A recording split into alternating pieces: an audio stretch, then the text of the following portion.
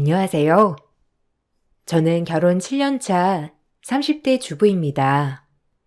귀여운 아이와 성실한 남편과 함께 오손도손 살고 있습니다. 저 역시 시금치의 시자도 싫을 정도로 시자라면 소름 끼칠 정도로 싫어했던 사람이었어요. 최근에 지인이 결혼을 하면서 시집살이의 스트레스를 받는다는 얘기를 듣고 나서 제 일이 생각이 나 이렇게 사연을 적어보게 되었습니다. 저는 원래 직장에 다니고 있었어요. 남편은 탄탄한 기업에 다니는 멋있는 직장인이었죠. 남편과는 어릴 적 초등학교 동창이었어요. 성인이 되어서 동창회에서 만나게 되었는데 어릴 적에는 저보다 키도 작고 조용한 아이였는데 성인이 되어 만나니 키도 저보다 훨씬 크고 성격도 주도적이고 쾌활하게 변했더라고요. 그런 남편에게 호감이 생기게 되었고 자연스럽게 연애를 시작하게 되었습니다. 남편과 2년 연애를 하고 나서 결혼을 다짐하게 되었는데 처음에는 시모의 반대가 정말 극심했어요. 저는 그때 당시 작은 소기업에 다니고 있었지만 남편은 저보다 연봉도 훨씬 많고 알아주는 안정적인 기업에 다니고 있었거든요. 거기다가 인물도 훤칠해서 주변에서도 선자리가 많이 들어오고 있었기에 시모는 더욱 적극적으로 반대를 하셨습니다.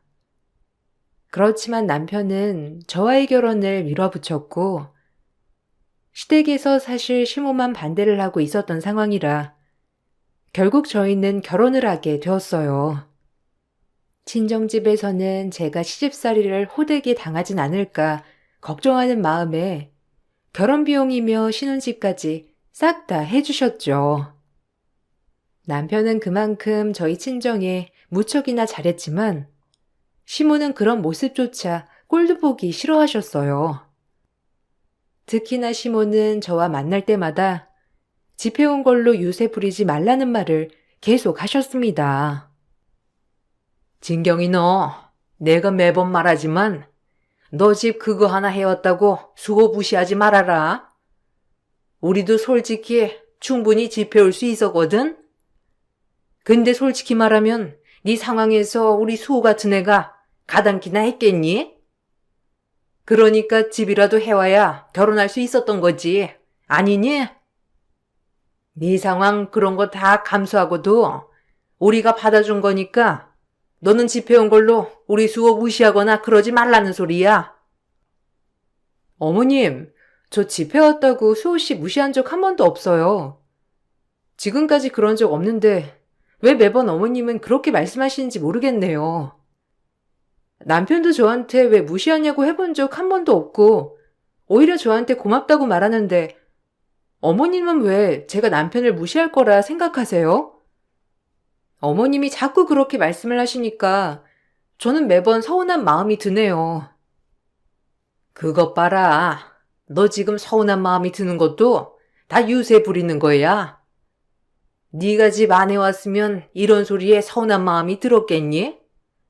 네가 해온 게 있으니까 그런 마음이 드는 거지. 네가 네 주제를 모르고 우리 아들 무시할까 봐 내가 이렇게 말하는 거야.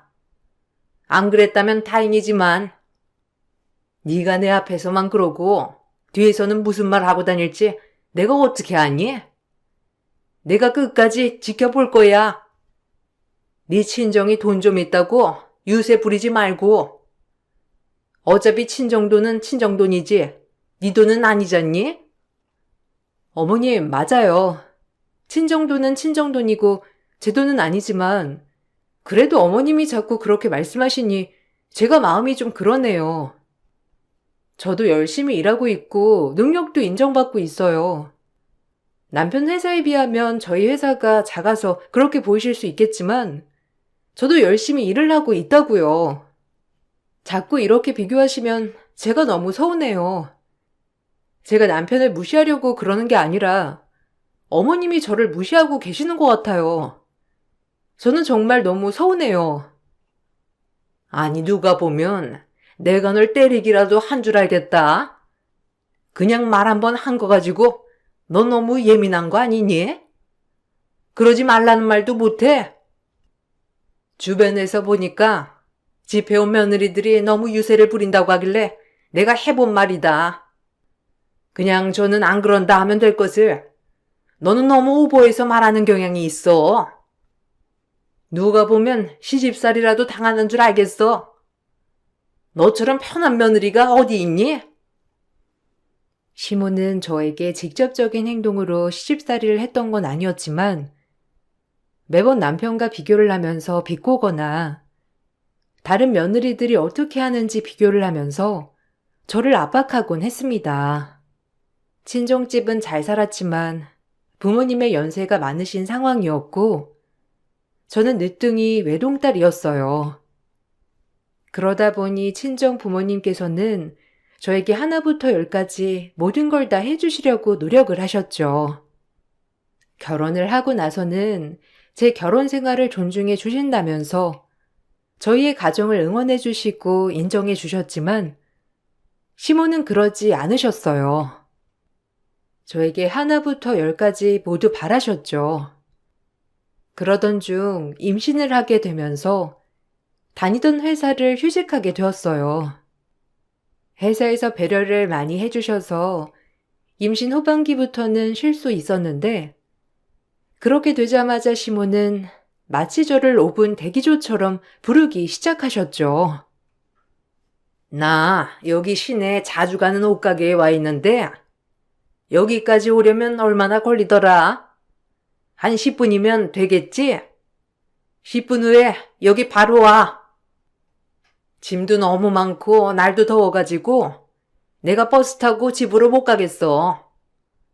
여기 와서 짐도 좀 옮겨주고 온 김에 집에 와서 네 남편 좋아하는 반찬들도 챙겨서 가지고 가고 재료는 다 준비해 놓았으니까 너랑 나랑 손질하면서 하나씩 만들자. 어머님, 저 지금 병원 진료 때문에 밖에 나와 있어요. 지금 기다리고 있는데 1시간은 더 기다려야 한다고 해서요. 오늘 정밀 검사도 해야 돼가지고 오래 걸릴 수도 있을 것 같아요. 저 기다리지 마시고 택시 타고 가세요. 버스 타기 어려우시면 택시 타고 가시는 게 좋을 것 같아요. 택시 아니면 제가 불러드릴까요? 아니, 너는 돈 아까운 줄도 모르고 왜 매주 병원을 그렇게 들락날락 하는 거냐? 병원 가가지고 뭘 더 본다고 그러는 건데 그냥 성별만 알고 산딸만 알면 되는 것을. 우리 아들이야 뭐 건강한데 알아서 건강한 핏줄 주지 않았겠어? 애가 여기서 이상 있으면 그건 네 탓이지 뭘 탓하겠어. 병원 진료를 1시간씩이나 기다려서 받고 앉아있어? 너도 참 미련하다. 됐고 병원 진료도 받아서 뭐하니? 그냥 당장 여기로 와라. 밖에 있으니까 지금 출발하면 얼추 맞겠구나. 어머님, 제가 아임 이상 있을까봐 가는 게 아니라요. 병원 진료는 원래 주기적으로 봐야 하는 거고 저 조상기 있다고 했잖아요. 지금 조상기 있어가지고 움직이기도 힘들고 거기다가 자주 와서 확인도 해줘야 해요. 기다리지 마시고 그냥 집으로 가세요. 제가 택시는 그쪽으로 보내드릴게요. 아니, 넌 시어머니가 말을 하면 한 번을 안 듣니? 내가 뭐라고 했어? 병원 진료 보지 말고 여기 당장 오라고 말하지 않았니? 너 지금 나 무시하는 거야? 내가 한 번을 참아줬는데 그걸 무시하고 그냥 택시 타고 가라고 해? 지금 네가 막 나가자는 거구나. 이게 정말 시어머니 말을 개똥으로 안 해. 내 아들 돈으로 병원 진료 보는 주제에 지금 뭐라고? 아니에요, 어머님. 그게 아니라요. 아이 병원 진료 때문에 그러는 거잖아요.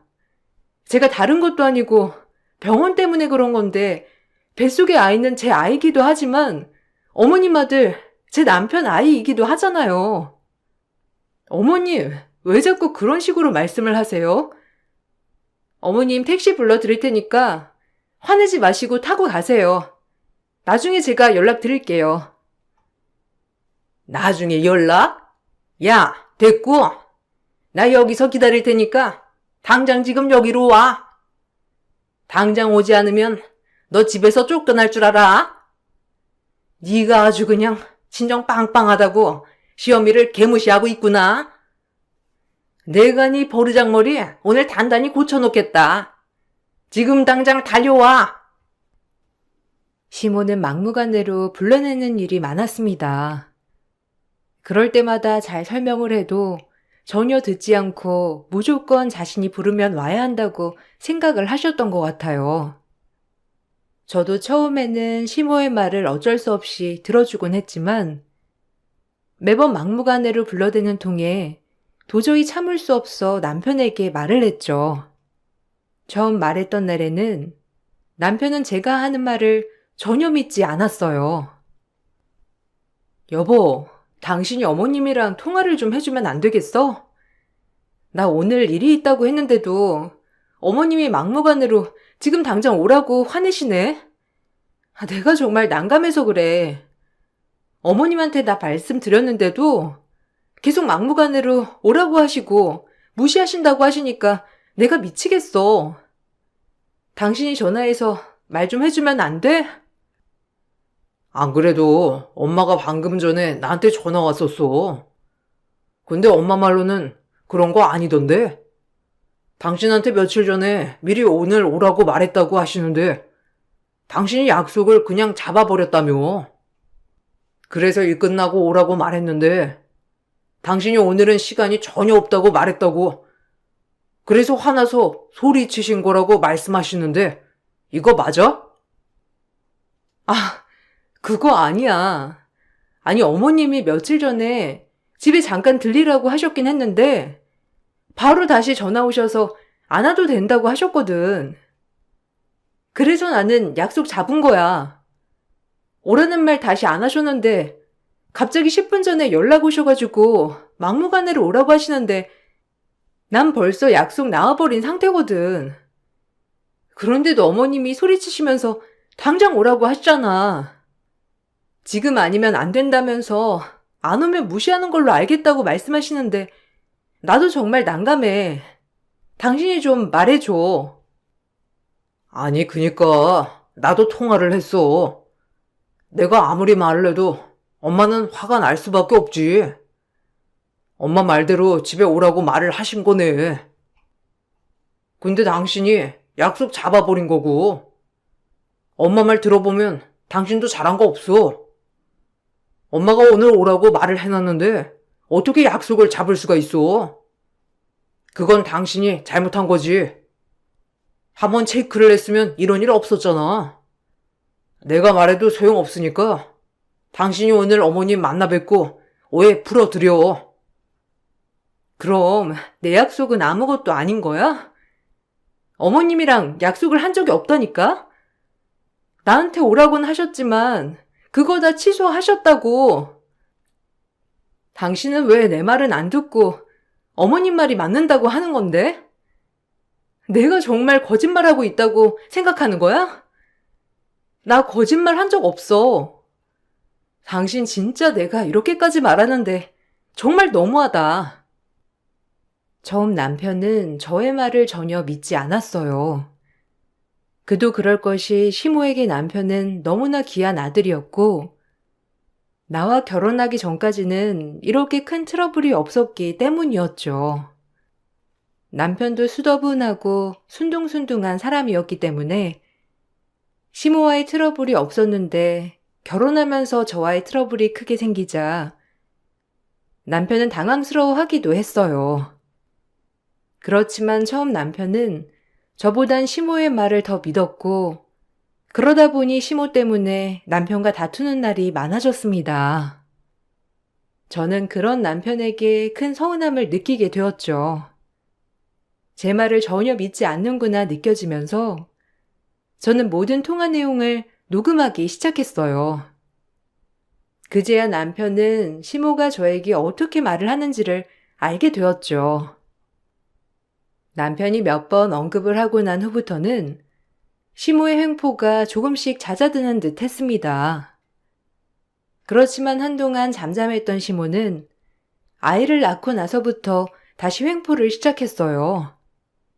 산후조리원에 다녀오는 것부터 마음에 들지 않았지만 친정에서 보내주셨기 때문에 고집을 부려 가게 되었는데 집으로 제가 오고 나서는 매일매일 아침부터 집에 오기 시작하셨죠. 아니, 애를 이렇게 춥게 해놓고 있으면 어쩌자는 거냐? 아기 감기라도 들리면 어떻게 하려고? 이렇게 춥게 해놓는 거야? 난방도 좀 더 빵빵하게 뜨끈하게 해놓고 있어야 하고 아이 속삭에도 더 두꺼운 걸로 똘똘 감싸줘야 하는 거 아니니? 애가 따뜻해야 좋은데 너는 그런 것도 꼼꼼하게 안 챙기고 뭐 하는 거야? 그 비싼 산후조리원을 다녀오고 나서는 배워온 게 그거야? 어머님, 따뜻하게 해주는 것도 좋지만 지금 저희 아이 태열 때문에 고생하고 있어요. 이렇게 꽁꽁 감싸버리면 피부 발진도 심해지고 태열도 더 심해져서 난리 나요. 병원에서도 태열이 심하니까 너무 감싸지 말라고 하셨어요. 여기서 땀 더 많이 나면 안 좋다고도 하시고요. 적당히 온도 유지하고 시원하게 해주는 게 더 낫다고 하시니 너무 이렇게 감싸시지 마세요. 어머님이 보시기에 아이 피부 발진이 좀 심하게 보이지 않으세요? 이게 뭐가 심해? 네가 피부 심한 애를 못 봐서 그렇지. 원래 애들은 이렇게 피부가 뻘겋다가 괜찮아지고 그러는 거야. 내가 애 낳고 다 키워봐서 아는데 애 한 명도 키워본 적 없는 네가 뭘 알겠어. 하여튼 쓸데없는 것만 들어가지고서는 에휴. 그리고 모유 수유는 잘하고 있는 거니? 어째 애가 쑥쑥 자라는 것 같지가 않아. 하루에 미역국 대접으로 계속 먹어야 젖이 잘 도는 거야. 어디에 수유 좀 해봐라. 잘 먹이고 있는지 내가 봐야 되겠어. 네? 수유하시는 거 보시려고요? 그걸 왜... 그리고 수유하는 건 오시는 산후도우미 이모님도 계시고 그리고 그분이 더 잘 아세요. 모유 수유한 거 어머님께 바로 보여드리기에는 조금 불편한데 굳이 보셔야 되겠어요? 어머님 걱정하시는 건 알겠지만 모유 수유는 그냥 제가 알아서 잘하고 있으니까 걱정하지 마세요. 네가 뭘 알아? 모유 수유도 처음 해보는 건데 너 그거 마사지도 계속 해줘야 하는 거 알지? 내가 마사지하는 법이라도 알려줄 테니까 얼른 위도 걷어서 봐봐라. 수건 다 뜨뜻하게 적셔오고 미지근한 물도 떠가지고 옆에 둬봐라. 뭐하니? 가서 얼른 준비하지 않고. 너는 이제 엄마로서 이런 것도 다 알아야 하는 거야. 어머님, 이렇게 하시면 제가 너무 불편하죠. 아직 저 출산하고 2달도 안 됐어요. 조리원도 어머님 한 달 있고 싶은 거 죽어도 안 된다고 하셔가지고 남편한테 엄청 뭐라고 하셨잖아요. 손목도 시큰한데 어머님 계속 뭐 가지고 와라 또 와라 시키시고 저 지금까지 앉을 새도 없이 서 있었어요. 계속 그러시니까 전 너무 불편해요. 그럼 엄마가 돼가지고 가만 누워가지고 있을 셈이었니? 내가 애 낳을 때는 일주일 만에 집안일 싹 다 있어. 고작 애 하나 낳은 거 가지고 유나는 참. 너는 그냥 내가 오는 게 싫었던 건 아니니? 그래서 이 핑계 저 핑계 대면서 오지 말라고 말하는 건 아니고? 내가 내 손주 보러 온다는데 네가 불편하다 마다할 필요가 뭐가 있어? 시모는 산후조리 중에도 저를 마치 시중 부리듯이 부렸어요. 아이 목욕을 해야 할 때가 되면 큰 대야를 가지고 와서 물을 가득 퍼서 거실까지 제가 날라야 했죠. 청기자기를 써야 한다며 고집을 부리셔서 무조건 청기조기를 쓰게 하셨고 거기다가 바로바로 손빨래를 해야만 했어요. 애벌 빨래를 하고 세탁기를 돌리려고 하면 엄마 자격이 없다면서 저를 비난하기도 했죠. 결국 저는 출산 한 달이 지나고 나서 바로 극심한 우울증에 걸리게 되었어요. 하루 종일 밥도 제대로 먹지 못한 채 아이만 보면 울면서 있었고, 그런 저를 보고 심각성을 느낀 남편이 지방에 있는 엄마를 집으로 불러줬습니다. 아유, 진경아. 아유, 우리 딸. 왜 이 지경이 될 때까지 한 번을 말을 안 했어? 엄마한테 힘들다고 전화라도 한 통 해주지. 엄마가 정말 미안하다. 네가 이렇게나 힘든 줄 몰랐어. 사돈께서 오신다고 하시니 우리보다 훨씬 더 잘 돌봐주실 줄 알았는데 이렇게 힘들었다니. 내가 정말 미안하다. 엄마가 무지했어. 진경아, 정말 괜찮니? 힘들었지? 엄마가 곁에 있어줘야 하는데 내가 너무 내 생활만 중요해가지고 신경 못 써줘서 미안해. 엄마, 나 진짜 미치는 줄 알았어. 더 이상 못하겠다 싶었다고. 엄마, 너무 힘들어. 아이는 정말 너무 이쁜데 너무 힘들어서 아침에 눈뜨기가 싫더라고. 초인종 소리만 들려도 나 심장이 벌렁벌렁 떨려서 못 살겠어. 당장 뛰쳐나가고 싶었는데 그러지 못했어. 엄마, 내가 엄마 자격이 없는 거야? 정말 엄마가 될 자격이 없어서 그런 소리나 하는 거야? 아니야. 우리 딸 얼마나 힘들었으면 그랬겠니? 엄마는 다 이해해. 엄마도 그랬어. 엄마도 힘들고 외롭고 미칠 것 같은데 나중에 시간 지나니까 좀 괜찮아지더구나. 진경아, 엄마가 진경이 다 괜찮아질 때까지 곁에서 도와줄게. 알았지? 엄마, 나 여기 말고 엄마 집에 가면 안 돼? 여기 있다가는 나 미칠지도 모르겠어. 다른 거 다 놓고 집으로 가고 싶은데 한 달만이라도, 아니 일주일만이라도 걱정 없이 푹 쉬고 싶어서 그래. 우리 집에 가서 쉬면 나 진짜 괜찮아질 것 같아. 남편한테도 말했어. 엄마, 나 우리 집으로 가고 싶어. 아휴, 그래. 집에 가자. 집에 가서 푹 쉬어. 엄마가 진경이 먹고 싶다는 거 다 해줄게. 아빠도 기다리고 있으니까 얼른 가자. 기다려. 엄마가 금방 아기용품 챙기고 바로 가자. 엄마가 지금까지 몰라줘서 너무 미안해. 극심한 우울증으로 삶의 끈을 놓고 싶었던 저를 잡아줬던 건 다름 아닌 엄마였습니다. 제 상태를 듣고선 엄마는 모든 일을 제쳐두고 저를 보러 오셨죠. 저는 엄마를 보자마자 신혼집에서 나가고 싶다고 했고, 그렇게 저는 한 달여 동안 친정에서 몸조리를 하게 되었어요. 그동안의 상황은 남편에게 말을 했긴 했지만 대부분은 믿지 못했었죠. 그러다가 아이 때문에 설치한 CCTV를 통해서 어느 정도 시모의 행동을 남편이 알게 되었고, 남편은 시댁으로 찾아가 뒤집어 엎은 듯 했어요. 그 후로 시모는 저에게 대놓고 뭐라고 하지 못하셨죠. 시모의 행포가 사라지자 저의 상태는 급속도로 좋아지기 시작했습니다. 그렇게 한 달이 지나고 저는 스스로 다시 신혼집으로 돌아왔어요. 심리적으로는 괜찮아졌지만 저의 몸 상태는 좋지 않았어요.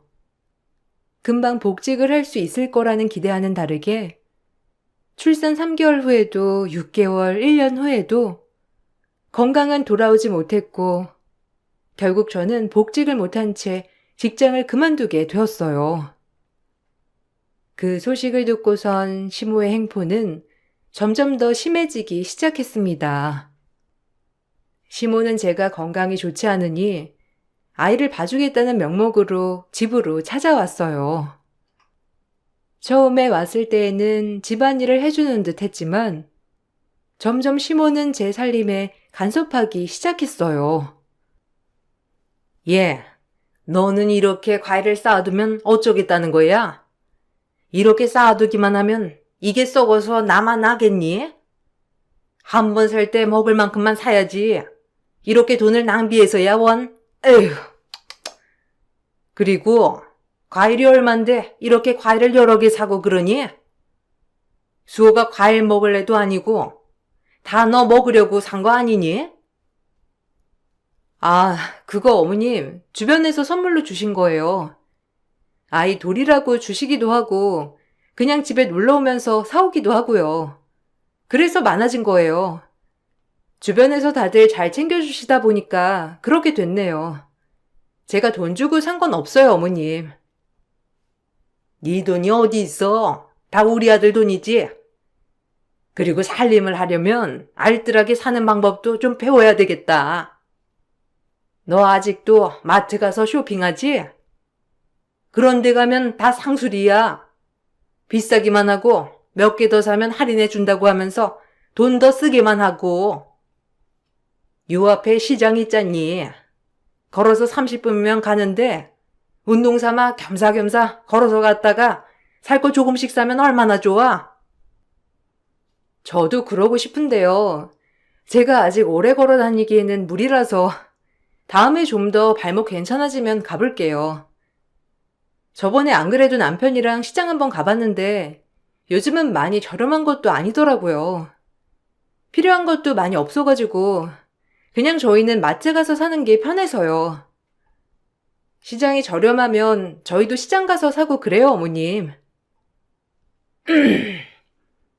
너 알다시피 수호 결혼 전에는 월급 싹 다 내가 관리를 했었는데 수호 결혼 때 봤었지? 그 정도면 수호랑 같은 나이의 애들에 비하면 많이 모은 거다. 그렇게 관리를 해야 하는 거야. 너는 일도 안 하고 솔직히 수호가 먹여 살리고 있지 않니? 이렇게 대충대충 살림하면 거덜나는 거야. 시모는 집안 물품이 하나라도 못 보던 게 보이는 날이면 돈을 허투루 쓴다면서 잔소리를 심하게 하셨어요. 집안 물품뿐만 아니라 아이 용품이나 개인적인 물품도 새 제품이 보이면 잔소리를 하셨죠. 심지어 변기물을 자주 내리지 말고 소변은 여러 번 보고 내리라고 말도 하셨어요. 그러던 중 잠깐 아이 예방접종을 하러 다녀오던 사이 시모는 집에서 저를 기다리고 계셨어요. 저는 너무나 당황스러웠는데 시모는 제 손에 든 아메리카노를 보고서는 경기를 하면서 화를 내셨습니다. 너, 이거 뭐야? 너 내 아들이 버는 돈 이렇게 쓰는 거야? 아주 그냥 매일 카페 가서 커피 마시고 하는 여자가 바로 너였구나. 네가 이런 걸 왜 먹니?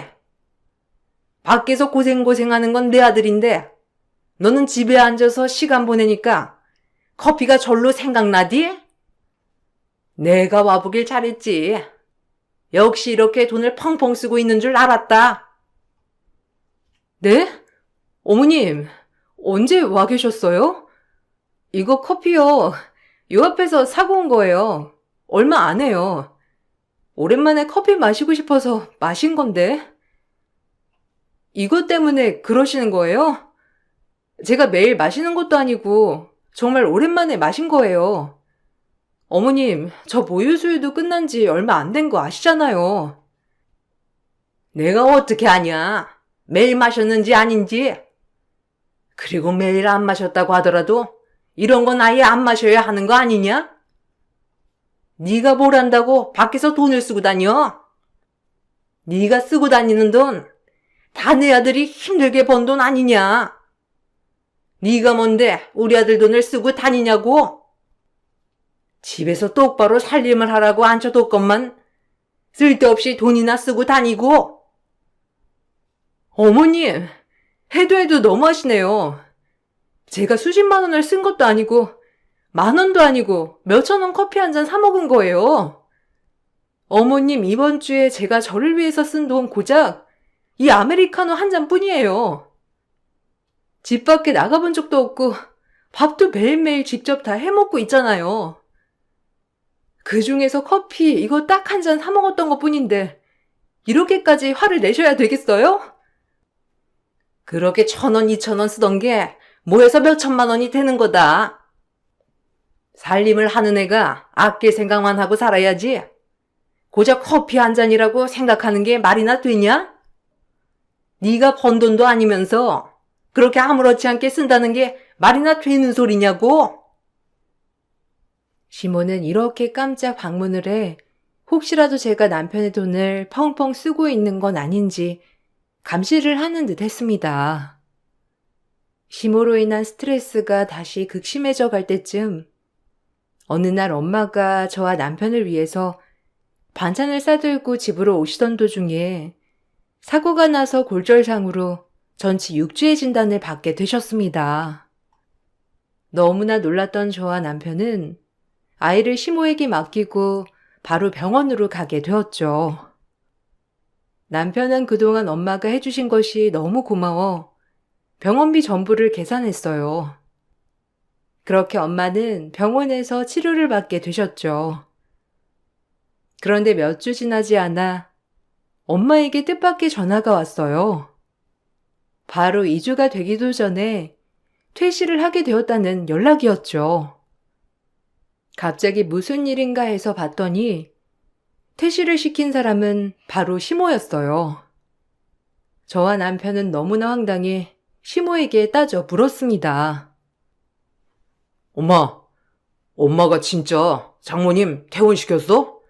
엄마가 왜? 장모님 6주 치료 받아야 한다고 내가 말했잖아.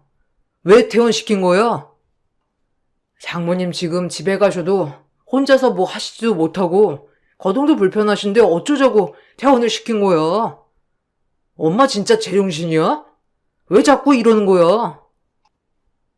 아들, 이제 괜찮아. 내가 가보니까 네 장모 많이 아픈 거 아니더라. 원래 처음엔 놀라서 이곳저곳 아픈 것 같지만 시간 지나면 다 괜찮아. 그리고 네 장모는 돌아다니는 사람이라서 거기 병실에 가만히 누워있는 게 더 곤욕이라니까. 아프고 답답해도 돌아다녀야 하는 사람이야. 어머님, 그런 게 어디 있어요? 어머니 진짜 왜 그러세요? 저희 엄마 지금 많이 안 좋으세요. 계속 치료도 받아야 하고요. 아빠도 일 때문에 집에 안 계시는데 어떻게 엄마 혼자 두고 오실 수 있으세요? 적어도 저한테 연락이라도 해주셨어야죠. 저 친정에 가볼게요. 어머, 너 미쳤니? 우리 손주 데리고 어딜 간다는 거야? 아픈 사람 옆에 손주 두고 싶니? 너 애 엄마 맞아? 엄마가 된 게 어떻게 아픈 사람 간병하러 애 데리고 간다는 거야? 됐고, 애 엄마도 괜찮다고 했는데 왜 네가 난리야? 아니 그리고 병원비를 왜 내 아들 돈으로 계산을 한 건데? 내 아들 돈 잡아먹어서 내가 방 뺐다. 치료 받으려거들랑 알아서 치료비 내서 받아야지. 어디 감히 내 아들 돈으로? 아, 어머님, 지금 남편 돈으로 병원비 냈다고 지금 퇴원시키신 거예요? 정말 기가 막히네. 어머님 지금 이거 선 넘으셨어요. 제가 지금까지 참아왔던 건 남편 어머니시고 제 자식 할머니라서 참아왔던 건데 더 이상은 안 되겠네요. 지금 이 상황 저 잊지 않을 겁니다. 주는 대로 받는 거예요. 아, 네가 그렇게 나오면 내가 무서워할 줄 알았니? 내가 뭐 나만 좋자고 이래?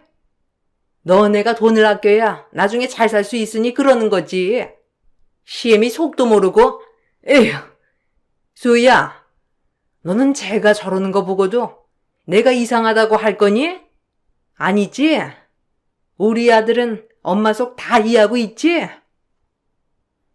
역시나 시모는 엄마의 병원비를 계산했다는 것을 알게 된 후로 바로 엄마의 병실을 뺀 것이었습니다.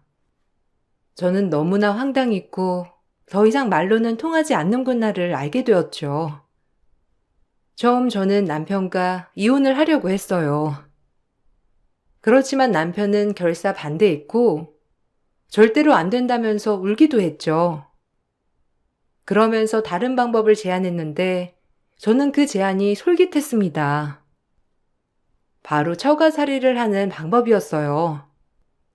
남편은 바로 짐을 싸 친정으로 들어갔고 그 사실을 알게 된 시모는 불이 났게 친정으로 달려와 남편을 말렸어요.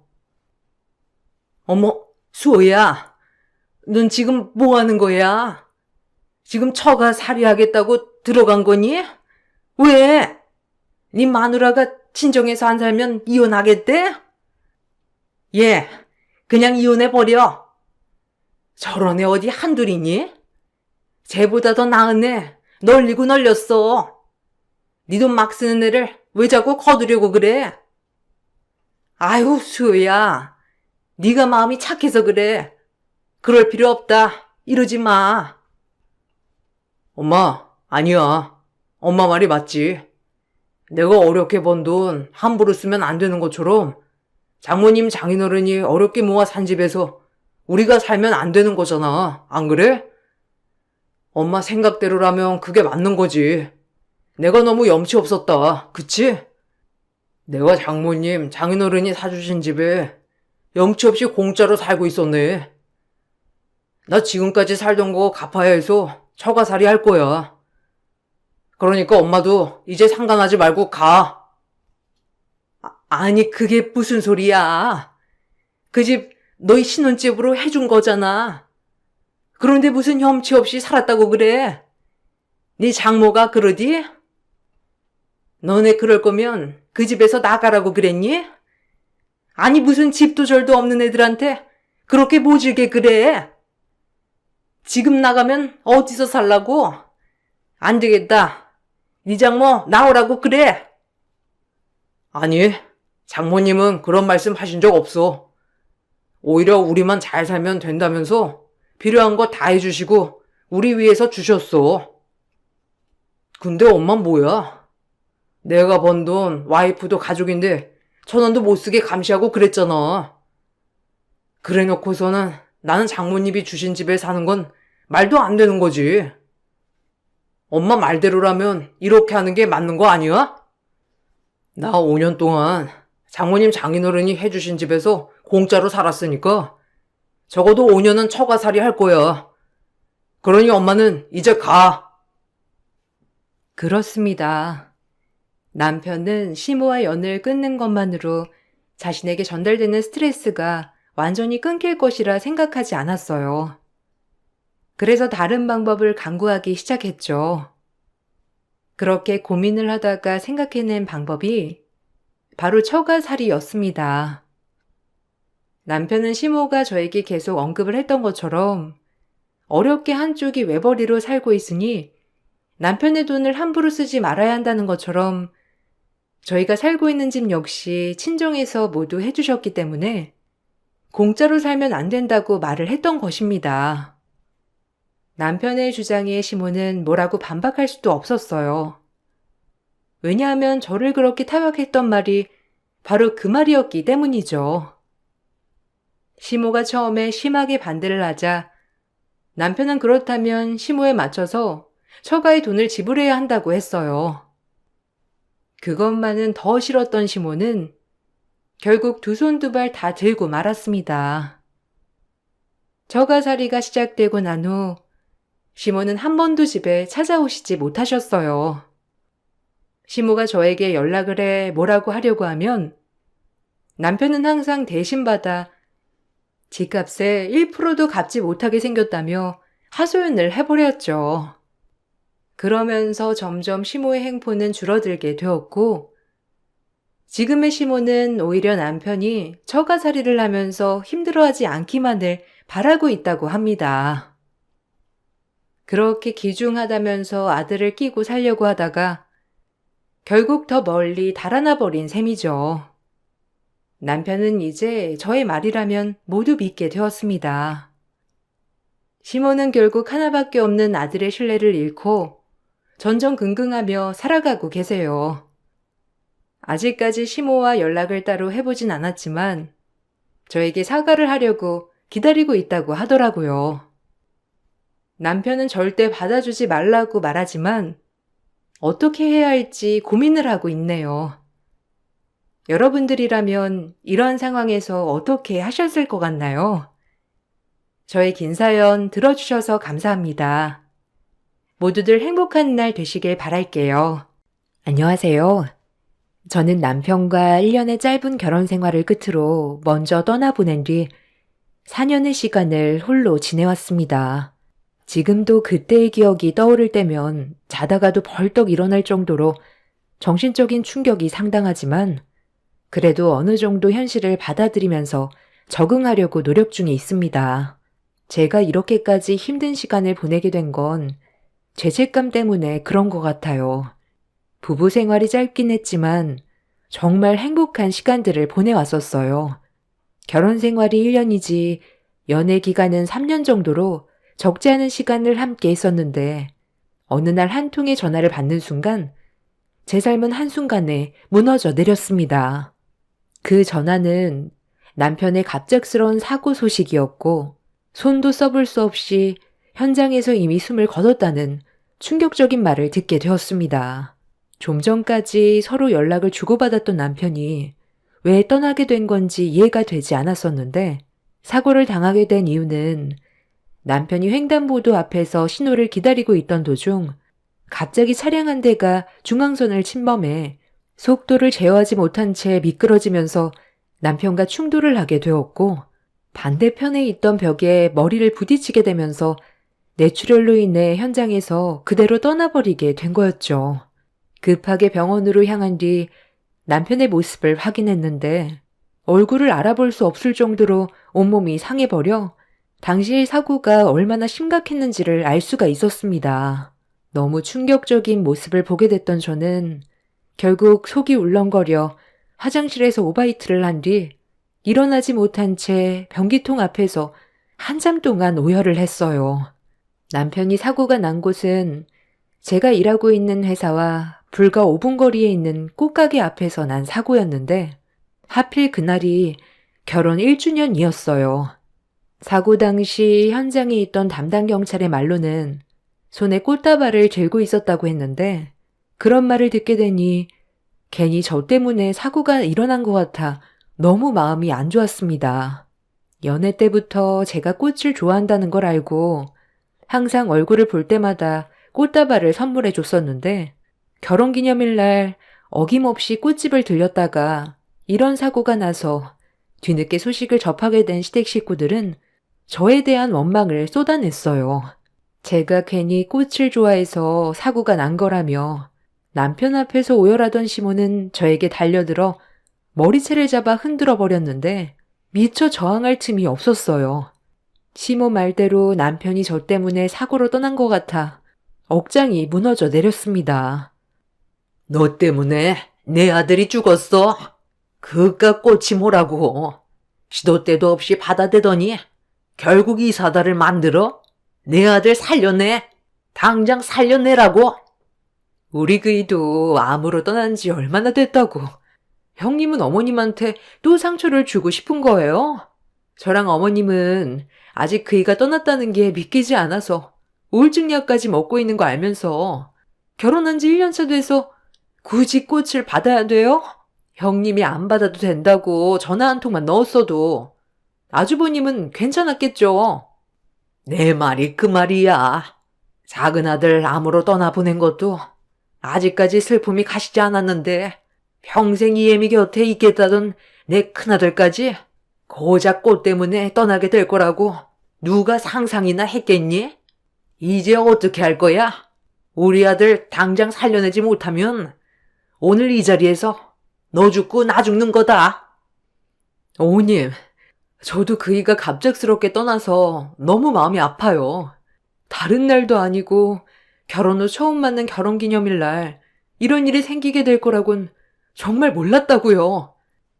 내 아들 살려내지 못할 것 같으면 너는 평생 내 앞에서 죄인처럼 살아야 될 거야. 그깟 꽃이 뭐 태수라고. 내 아들까지 떠나보내게 만들어? 새언니를 만난 것부터가 잘못이었어. 난 처음부터 새언니가 마음에 안 들었다니까. 울 오빠 같은 사람 없다는 거 새언니도 잘 알죠? 오로지 언니를 사랑하는 마음 하나로 꽃을 사러 갔다가 안 좋은 상황까지 오게 만들었으니 우리 엄마가 어느 정도 추스를 때까지 재혼할 생각 꿈도 꾸지 마요. 우리 오빠 불쌍하게 갔는데 언니 잘 되는 꼴을 어떻게 보라고? 우리 오빠들 둘이나 보냈는데 지금 우리가 제정신이겠어요?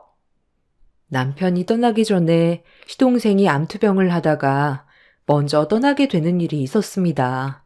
동서내외는 제가 남편과 결혼하기 한참 전에 이미 살림을 차려서 살아온 세월이 길었고 아이까지 낳아 9년의 시간을 함께 살아오다가 떠나게 된 거라 한동안 정신적인 충격에서 벗어나지 못해 상당히 힘들었다는 말을 들었어요. 제가 남편과 결혼하기 위해 인사를 왔을 때에도 시댁 식구들의 얼굴은 그늘져 있었지만 그래도 어렵지 않게 결혼식을 올릴 수는 있었어요. 그런데 함께 산 지 1년 만에 시모는 큰아들까지 먼저 떠나보냈으니 그 아픔은 저보다 더 클 수밖에 없었습니다. 동서는 시동생이 암으로 떠난 이후에도 시댁에 계속 왕래를 하면서 지냈어요.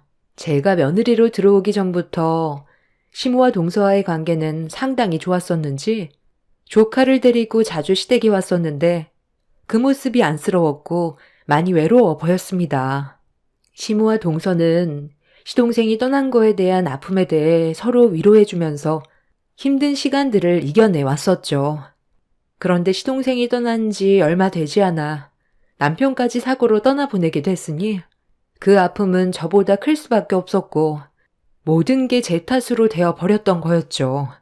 그렇게 원치 않았던 남편의 장례를 힘들게 치른 뒤 집으로 돌아왔는데 짧은 결혼 생활이었지만 집안 곳곳에 함께 해온 흔적들이 그대로 남아있어 오열을 하게 되었습니다.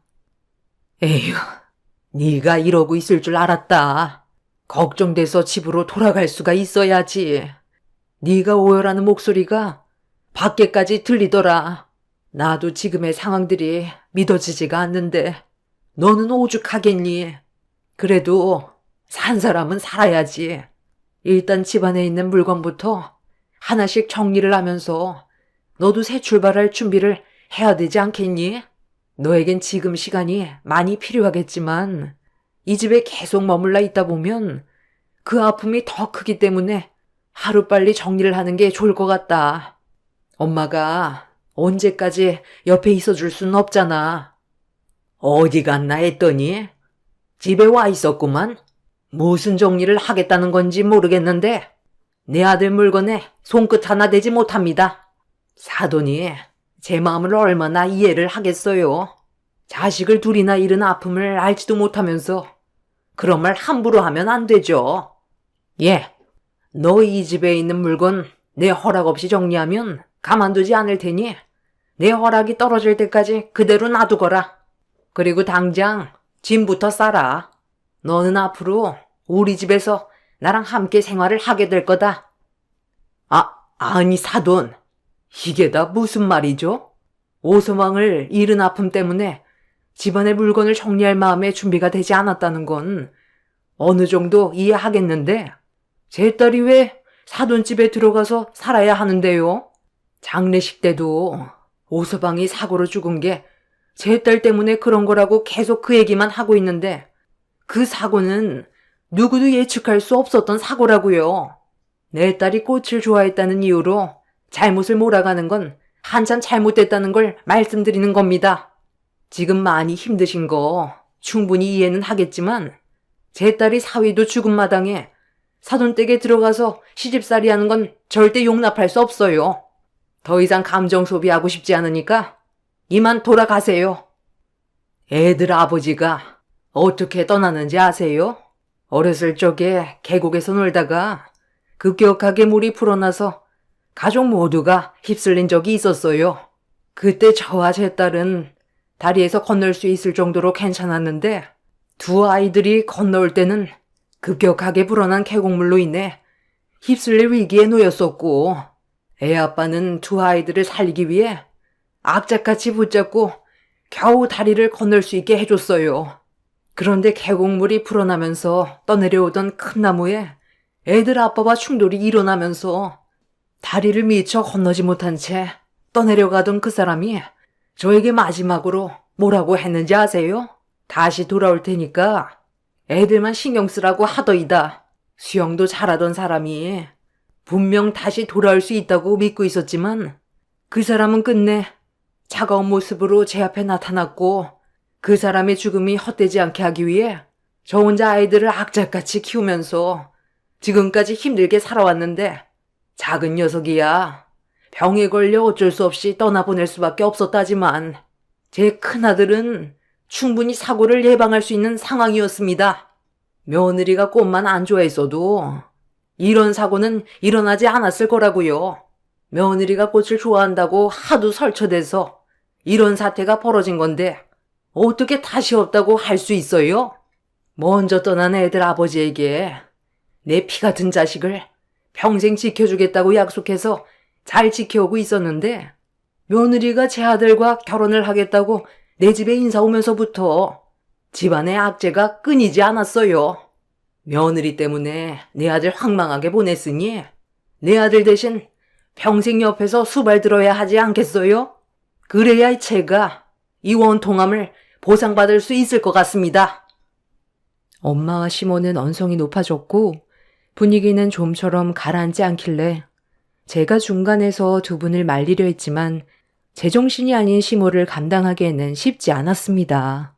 그렇게 저희 집에서 한바탕 난리가 나고 엄마와 시모의 감정이 격해지게 되자 저도 더 이상 어떻게 해야 할지 모르겠더라고요. 시모가 힘든 만큼 저 또한 남편을 떠나보낸 아픔을 똑같이 겪고 있는 걸 알면서 집안을 난장판으로 만들어 놓는 시모의 막 나가는 행동이 저를 더욱더 미치게 만들었습니다. 아, 엄마. 이제 그만해. 동네 시끄럽다고 경찰들까지 왔잖아. 차라리 집안에 일이 있을 때 새언니를 부르던지 하면 되죠. 이러다 더 큰 사고라도 나면 어쩌려고 그래요. 엄마, 일단 지금은 진정부터 해야 될 것 같으니까 저랑 먼저 집으로 들어가시고 어느 정도 마음을 추스렀을 때 다시 얘기해요. 새언니, 우리 엄마가 부르면 당분간은 와줄 수 있죠? 언니는 이해해줘야지. 서로가 힘든 상황인데, 안 그래요? 어머니, 일단 오늘은 들어가시고 제가 나중에 연락드릴게요. 저도 지금의 현실을 받아들이기가 너무 힘들어요. 저 때문에 그이 떠나보냈다고 자꾸 하시는데 꼴 보기 싫은 제 얼굴 왜 자꾸 보려 하시는데요?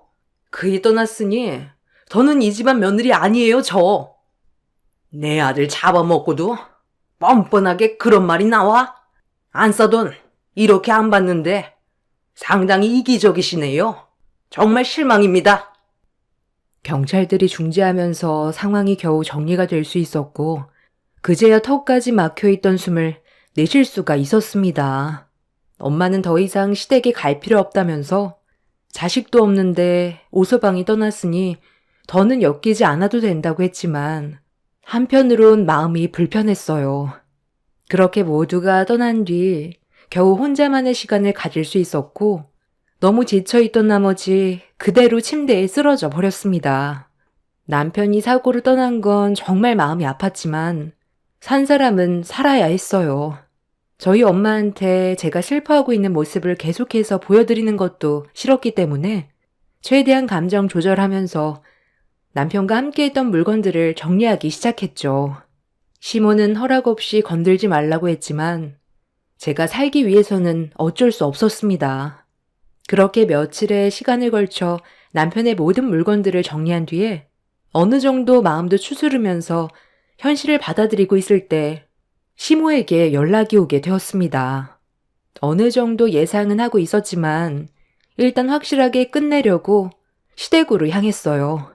시모의 의중이 정확히 파악이 안 됐고 저도 해야 될 말들이 있었던 터라 갈 수밖에 없는 상황이었죠.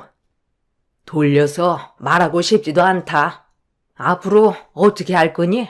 어느 정도 생각의 정리가 됐으면 답을 줘야지. 내 말대로 이번 주 내로 짐 싸서 들어와라. 어머님, 저는 여기까지만 하고 싶어요. 지금 당장 새 출발을 하겠다는 게 아니라 어머님 댁에서 같이 지낸다면 제가 버티지 못할 것 같아서 그래요. 그렇다고 무조건 어머님과의 관계를 끊어내겠다는 건 아니니 그만 억지 부리세요. 제가 필요해서 부르시면 당분간은 올 테니까 그만 하시라고요. 너 지금 나랑 말장난 하자는 거니? 얼마 전에 그 난리를 쳤을 때 뭐라고 그랬어? 좋게 말할 때 짐 싸서 들어오라고 했을 텐데 내 말을 무시하는 거야? 어머님, 제가 뭐라고 그랬어요. 좋게 얘기해선 안 된다고 했죠? 형님이야, 아쉬울 게 뭐가 있겠어요? 애도 없겠다. 영 끊어버리면 그만인데 굳이 이 집과 엮일 필요가 없다고 생각하겠죠. 말로는 전화하면 언제든 온다고 하는데 사람이 살다 보면 상황은 언제든 달라질 수가 있는 건데 형님 말을 어떻게 100% 믿을 수가 있겠어요. 어머님, 지금 형님 들어오라고 하지 않으면 지금 살던 집 처분하고 새 인생 살아간다니까요. 아주버님 떠나보내고 혼자 살겠다고 지금 이러는 거잖아요. 저는 제 아들이 있고 결혼할 생각이 전혀 없어서 지금까지 어머님 얼굴 뵈러 오는데 형님은 굳이 이 집에 올 이유가 없잖아요. 늦은 나이에 아주버님과 결혼해서 애도 없고 며느리 생활한 지 1년밖에 안 됐으니 무슨 미련이 남아 있겠어요. 잠깐 슬퍼하는 척하고 다른 남자 만나겠죠. 동서는 무슨 말을 그렇게 해? 그 사람 떠나보낸 지 얼마 되지도 않았는데 나도 힘든 건 마찬가지야. 그리고 나도 지금의 감정 상태로 누군가를 만나서 다시 새 출발하고 싶은 마음도 없어. 그 사람 살아있을 때도 합가하지 않았는데 무슨 이유로 서로 살 부대끼면서 미련하게 같이 살아. 그러니 이 문제에 대해서 더 이상 나쁜 쪽으로 몰아가지 마. 동서가 일방적으로 어머님 부추기면서 안 좋게 얘기하는 건 잘못된 거 아니야? 다시 한번 말하지만 새 출발하고 안 하고는 앞으로 내가 결정할 문제지만 지금 당장은 그 사람이 저 현관문을 열고 들어올 것 같은데 내가 어떻게 다른 사람을 만날 수 있겠어? 그럴 걱정 안 해도 되니까 어머님도 제 생각에 대해 너무 서운하게 생각하지 마세요. 시모는 제 의견에 대해 상당한 불만을 가졌지만 아무리 강요를 해도 뜻대로 되지 않을 거라는 걸 아셨는지 더는 아무 말도 하지 않으셨어요.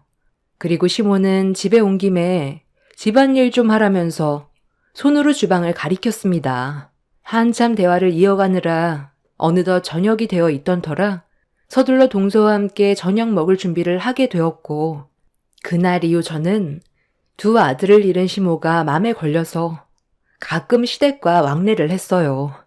한가하면 잡생각이 나지만 정신없이 바쁜 생활을 하다 보면 저도 모르게 아무 생각도 없이 일에 집중을 할 수가 있어서 가끔 주말에는 시댁에서 시간을 보냈어요. 밀린 집안일과 주방에서 보낸 시간들이 대부분이었지만 덩그러니 집에 혼자 있는 것보단 할만하더라고요. 이렇게 바쁜 삶을 보내오면서 남편이 없는 삶에 적응이 되어가다 보니 어느새 4년이라는 시간이 순식간에 흘러버렸습니다. 그리고 더 이상 남편이 곁에 없어도 슬퍼하지 않았어요. 4년 전만 해도 죽을 것 같아 하루에도 수십 번씩 눈물이 쏟아져 나왔었는데 그런 과정들을 이겨내오면서 살다 보니 저도 정신이 강해졌는지 슬퍼하는 단계는 이제 지나가 버리게 되었죠.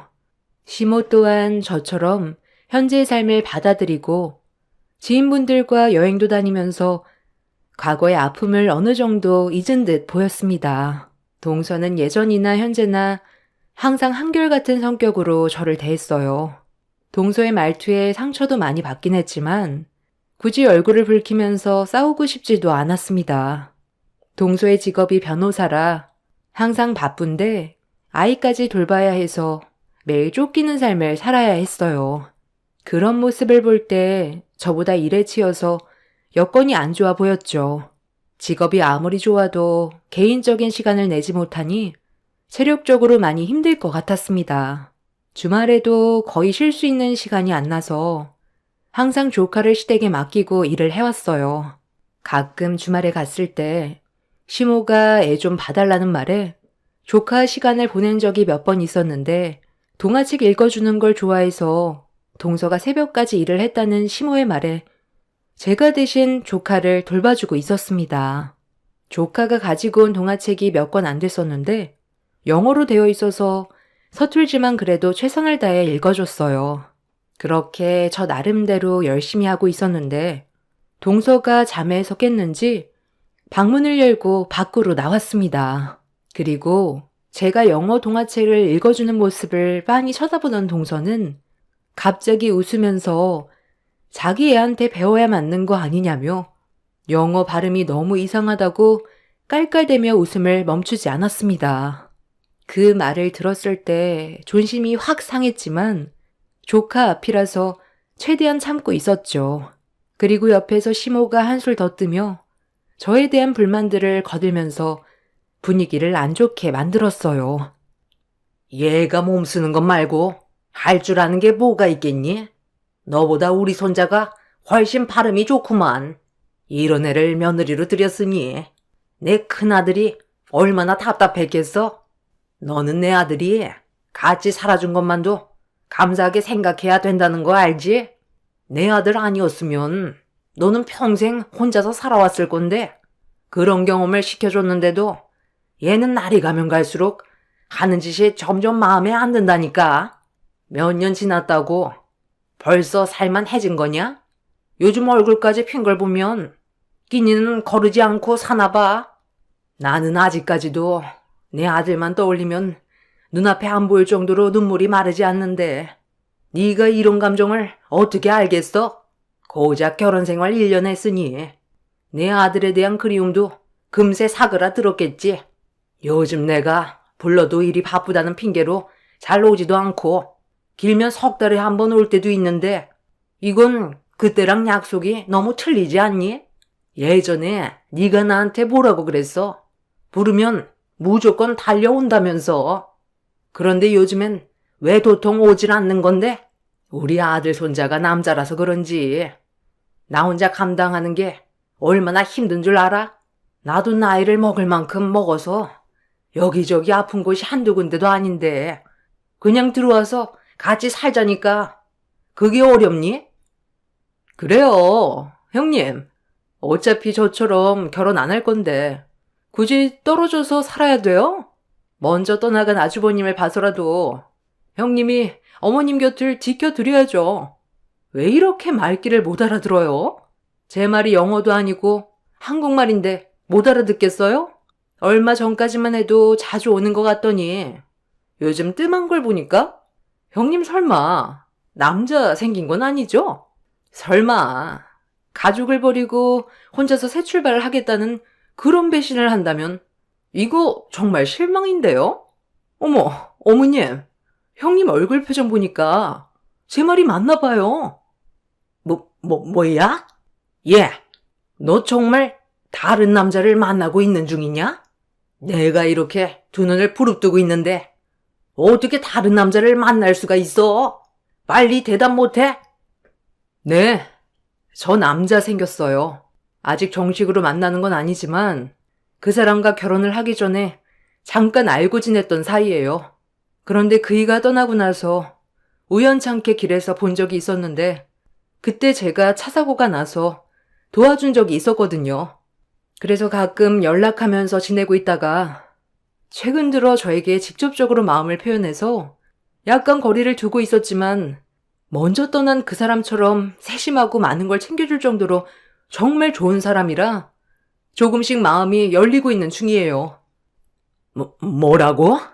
그러니까 네가 지금 내 아들을 떨쳐버리고 다른 남자로 갈아타겠다는 거잖아. 그래서 요즘 연락도 뜸해졌고 자주 오지 않았던 거구만. 너 이거 배신인 거 알지? 정말 배신이죠. 나도 어머님과의 의리를 지키고 있는데 자기 먼저 살 길 찾아 떠나겠다는 거잖아요.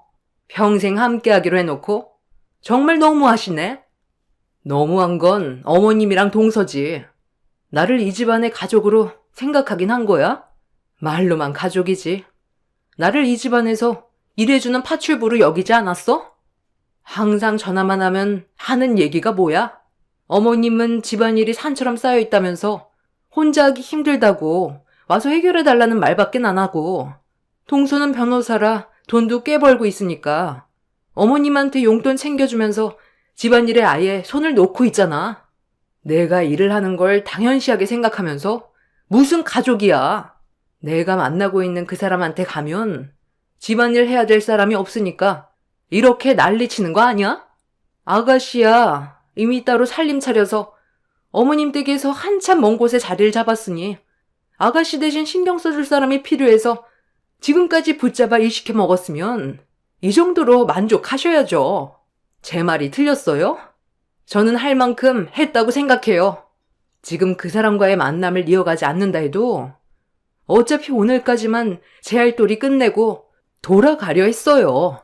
저도 그동안 죄책감에 시달려서 정신적으로 너무 힘들었지만 이제는 털어버리고 새 출발할 생각이에요.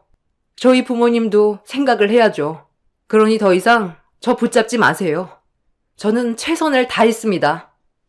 아, 여보세요? 아, 벌써 도착했다고요? 저 이제 그만 나가려고요. 할 말 다 끝났어요. 짐 챙겨서 나갈 테니 5분만 기다려줘요. 괜찮아요. 별일 없을 거예요. 와, 형님. 보기보다 남자 밝히나 봐요. 아주버님 살아있을 때 설마 몰래 바람 피던 건 아니죠? 아니, 이렇게 빨리 새 출발한다니까 의심이 들었어요. 우리랑 이렇게 연을 끊어내겠다는 거예요? 나는 그래도 형님을 가족처럼 여기고 편하게 생각했는데 그게 아니었던 거네요? 절대로 못 나간다. 네가 내 아들을 보내놓고 다른 남자를 만난다고 하면 내가 잘 살라고 응원해 줄지 알았니? 절대로 못 나가니까 나갈 생각이면 나를 밟고 가라. 시모와 동서는 현관문을 막아서면서 저를 나가지 못하게 몸을 밀쳤어요.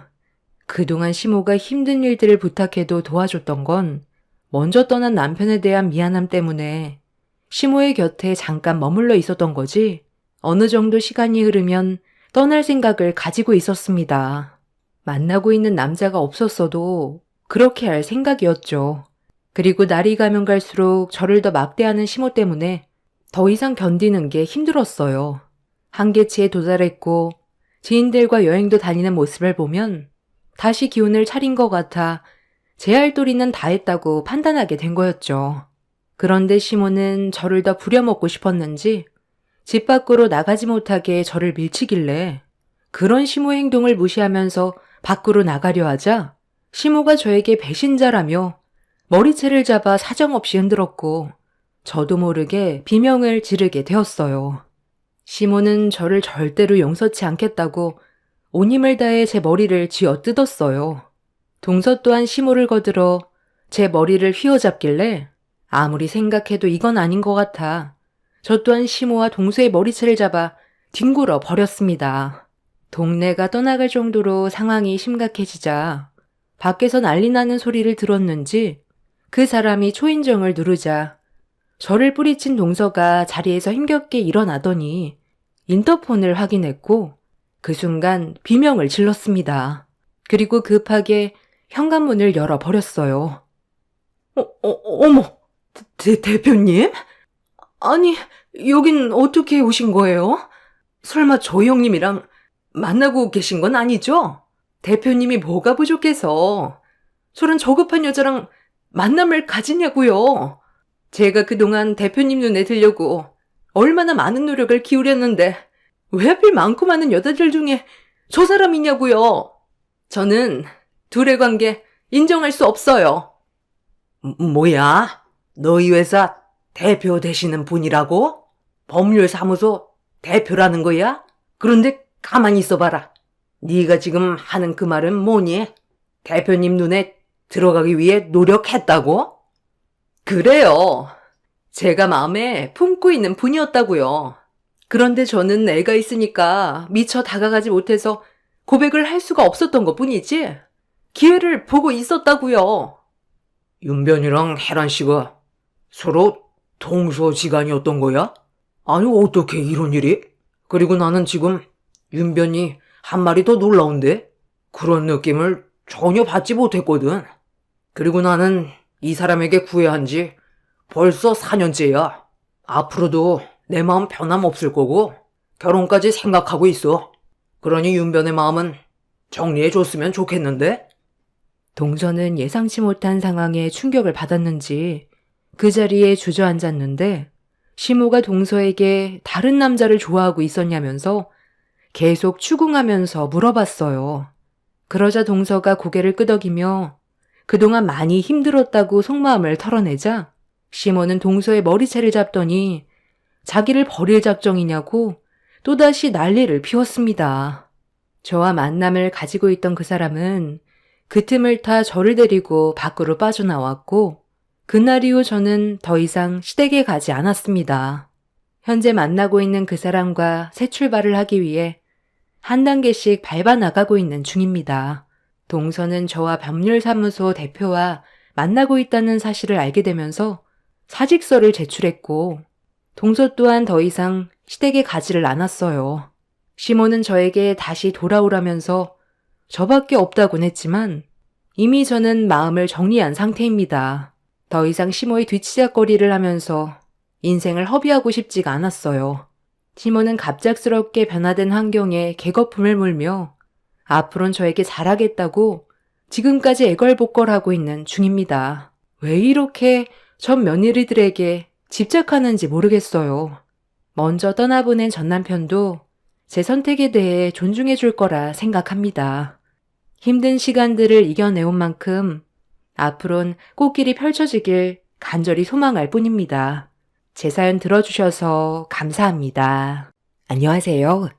매번 사연만 시청하다 용기 내어 드디어 사연을 보내게 되는 평범한 50대 여자입니다. 여러분은 시댁에서 사사건건 비교당한 적 있으신가요? 저는 결혼을 하는 순간부터 그 일이 있기 전까지 시댁에서 비교를 하도 당해서 비교에 이골이 난 사람입니다. 지금부터 제 사연을 들려드릴게요. 저는 평범한 집안에서 태어나 정말 지극히도 평범하게 자랐죠.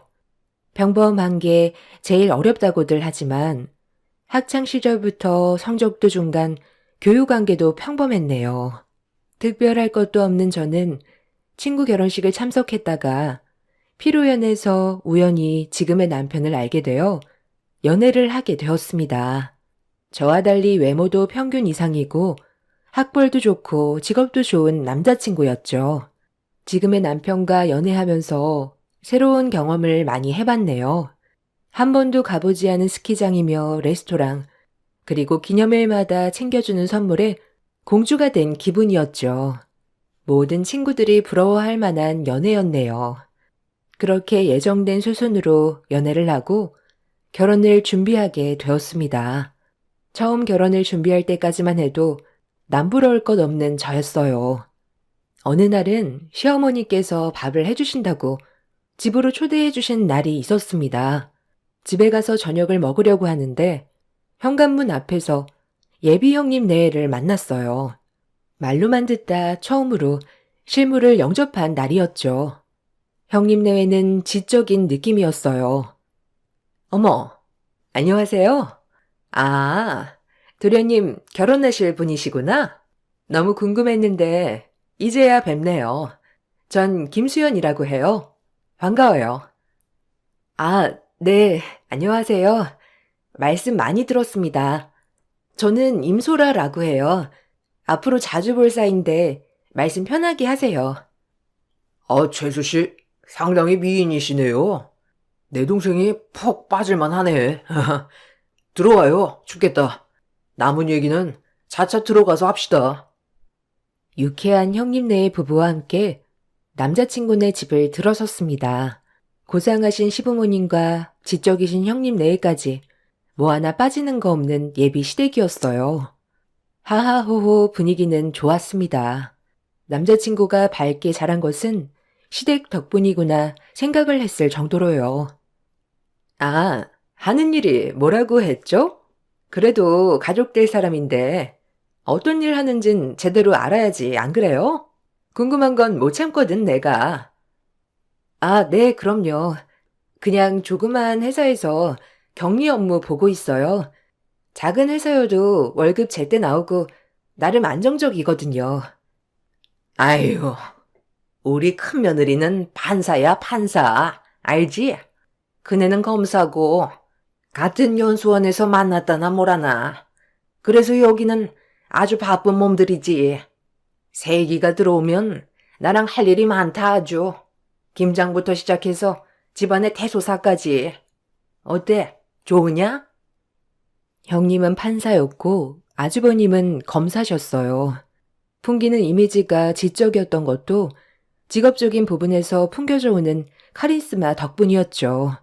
하지만 전혀 위축되진 않았습니다. 저도 나름 중소기업에 잘 다니고 있고 남편도 안정적으로 회사를 잘 다니고 있었거든요. 그래서 그냥 우리랑 다른 사람들 정도로만 생각했네요.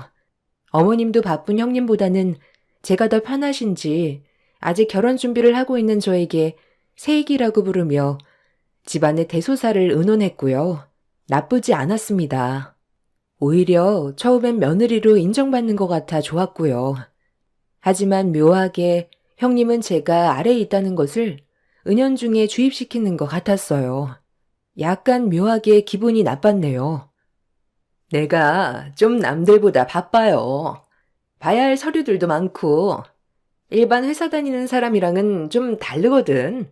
그래서 집안일 같은 경우는 많이 신경 못 쓸 거예요. 나는 이런 거 신경 쓸 사람도 아니고. 하여튼 이제 가족이 될 사이니까 어쨌든 잘 지내봐요, 우리. 그럼. 우리 큰며느리는 이런 거 신경 쓰면 안 되는 사람이지. 얼마나 바쁜데. 나란 일 하랴. 이렇게 밥 먹으러 와주는 것만 해도 엄마는 고마워. 너네 근데 밥은 잘 먹고 다니는 거냐? 그네 얼굴이 아주 해슥하니 썩 빠졌다. 곰탕이라도 끓여주랴? 아니에요, 어머니. 지난번에 해주신 갈비찜도 있어요. 그거 먹고 천천히 필요하면 말씀드릴게요. 지금은 괜찮아요. 처음부터 집안일은 손 뗀다는 형님과 그걸 이해한다는 어머님 사이에서 저는 할 말이 없었네요. 그냥 그러려니 했던 것 같아요. 막상 제가 그때는 직접 겪은 일이 아니라서. 하지만 결혼식을 하고 정식 부부가 되었을 때부터는 이런 것들이 은근 스트레스였죠. 주말이면 전화 오는 시어머님은 김장이면 김장, 축일이면 축일, 눈코 뜰 새 없이 저를 부르셨습니다. 물론 형님은 절대 안 부르셨죠. 둘째야. 이번 주말에 김장인데 올 거지? 배추 150포기 사놨다. 전날에 절여야 하니까 하룻밤 자고 갈 채비하고 온나? 네? 김장이요? 아, 네, 가야죠. 몇 시까지 갈까요? 제가 한 일이 4시 정도에 끝날 것 같은데 일 마치고 바로 갈게요. 오냐, 편한 차림으로 와라. 일할 거 많다. 또 그때처럼 불편하게 치마 입고 오지 말고 편한 고무줄 바지 입고 와야 해요. 그렇게 저는 매주 시댁에 불려가서 밭도 메고 김장도 하고 시부모님 반찬도 만들고 바쁘게 지냈어요. 그때마다 형님은 코빼기도 안 비추셨죠. 주말이 끝나갈 때쯤 잠깐 들러 반찬이나 김치만 가져가는 정도였어요. 이게 쌓이다 보니 점점 얄미워지더군요. 말 한마디로 천냥빛을 갚는다던데 형님은 생전 고맙다는 말이 전혀 없었습니다. 그저 모든 게 당연했죠. 어머, 김장김치 너무 맛있다. 잘 먹을게요, 어머님. 아유, 요새 검찰총이 너무 바빠서 제가 눈꼴 쓸 새 없는 거 있죠? 그럼 알지. 너 몸 상하지 않게 조심히 챙겨 먹어라. 혹시라도 몸 상하면 큰일 나. 그러니까 얼른 호딱 집에 가서 쉬어라. 전 전날부터 와서 하루 종일 배추 절구고 김장하고 그것도 모자라 뒷정리까지 하고 있는데 그 무렵 나타나서 일핑계. 그래도 어머님은 그저 오냐오냐 너무 서러웠네요. 그런데도 저에겐 집에 가서 쉬라는 말보단 얼른 가서 애비 밥 차려주라는 말이 왜 이렇게 서럽게만 들리던지 이제서야 시집살이의 문이 열렸나 싶기도 했어요. 그렇게 얄미운 일상들이 반복되어 무뎌질 즈음 IMF가 찾아왔습니다. 경제적 혼돈 상황. 저는 그나마 잘 다니고 있던 회사에서 해고 통보를 받았죠. 대부분 중소기업들은 문을 닫았고 저 역시도 직장을 잃었죠. 남편도 그나마 대기업이었지만 감봉 조치가 되어 집은 어려워졌습니다. 형님과 아주버님네는 그나마 공무원이라 그런지 저희처럼 큰 타격은 없었고요. 저희는 형편이 어려워져서 시댁과 함께 합가를 하여 살게 되었어요. 그나마 생활비라도 아끼자라는 명목으로 시댁에 들어갔죠. 가뜩이나 부리기 쉬운 며느리, 직장까지 없어지자 모든 살림은 다 제 차지였습니다. 아침에 일어나 시부모님 밥상에 점심에 밥 메고 농사 짓고 점심 준비하고 또 일 거들다가 저녁하고 하루가 계속 이렇게 반복되었죠. 그렇게 저의 자존감은 말도 못하게 낮아져만 가고 있었어요. 제 자존감을 깎는 원인은 늘 형님이었죠. 오랜만이네, 동서. 어머, 이젠 아예 어머님 밭일은 자기가 하기로 했구나. 잘 어울려. 이게 사람마다 어울리는 게 있다니까. 아이고, 우리 첫째 왔냐? 힘들 텐데 뭐하러 왔냐? 우리 판사님이. 얼른 방으로 들어가자. 서 있지 말고. 얘 둘째야, 차 좀 내오거라. 어쩌다 한 번씩 형님네가 방문해 가는 날이면 전 저희들의 늘 배가 되어 일을 하게 되었죠. 형님네 반찬도 싸줘야 하고 밥도 차려줘야 하고 엉덩이 붙일 틈 없이 바쁜 나날이었습니다. 그렇게 하루하루 흐를 무렵 어느 날 저조차도 참을 수 없는 울분이 터져 나왔죠. 어머니, 너무하세요, 진짜. 저는 이렇게 죽어라 일을 해도 되고 형님은 매번 다 해놓은 음식 홀랑 가져가고 어머님 사랑 듬뿍 받고 고생은 제가 다 하고 이렇게 차별하실 수 있는 거예요? 제가 아무리 직장이 없어졌기로써니 저도 사람인데. 아니 왜 우냐 아가? 그럼 이 많은 일을 이 늙은 애미가 하냐? 그네는 하루 종일 서류 붙잡고 씨름하는데 어찌 이것까지 불러서 시킨다냐? 말이 안 되지. 그리고 높은 일 하는 사람 집안일까지 시킬 수 있냐? 너나 나나 같은 처지지 뭘 우냐? 뚝 그쳐라. 저도 나름 회사에서 서류 만지고 이랬어요, 어머니. 하지만 그때도 저 부르셨잖아요. 대놓고 차별이셨잖아요. 안 그래요? 뚝 그치라니까. 그래서 지금 내가 잘못됐다는 거냐? 아주 보자 하니까 눈을 동그랗게 뜨고 대드네. 그럼 너도 하지 마. 어머님은 불같이 화를 내셨죠.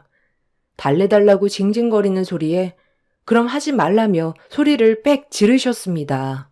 더 이상 기대할 수도 없었죠.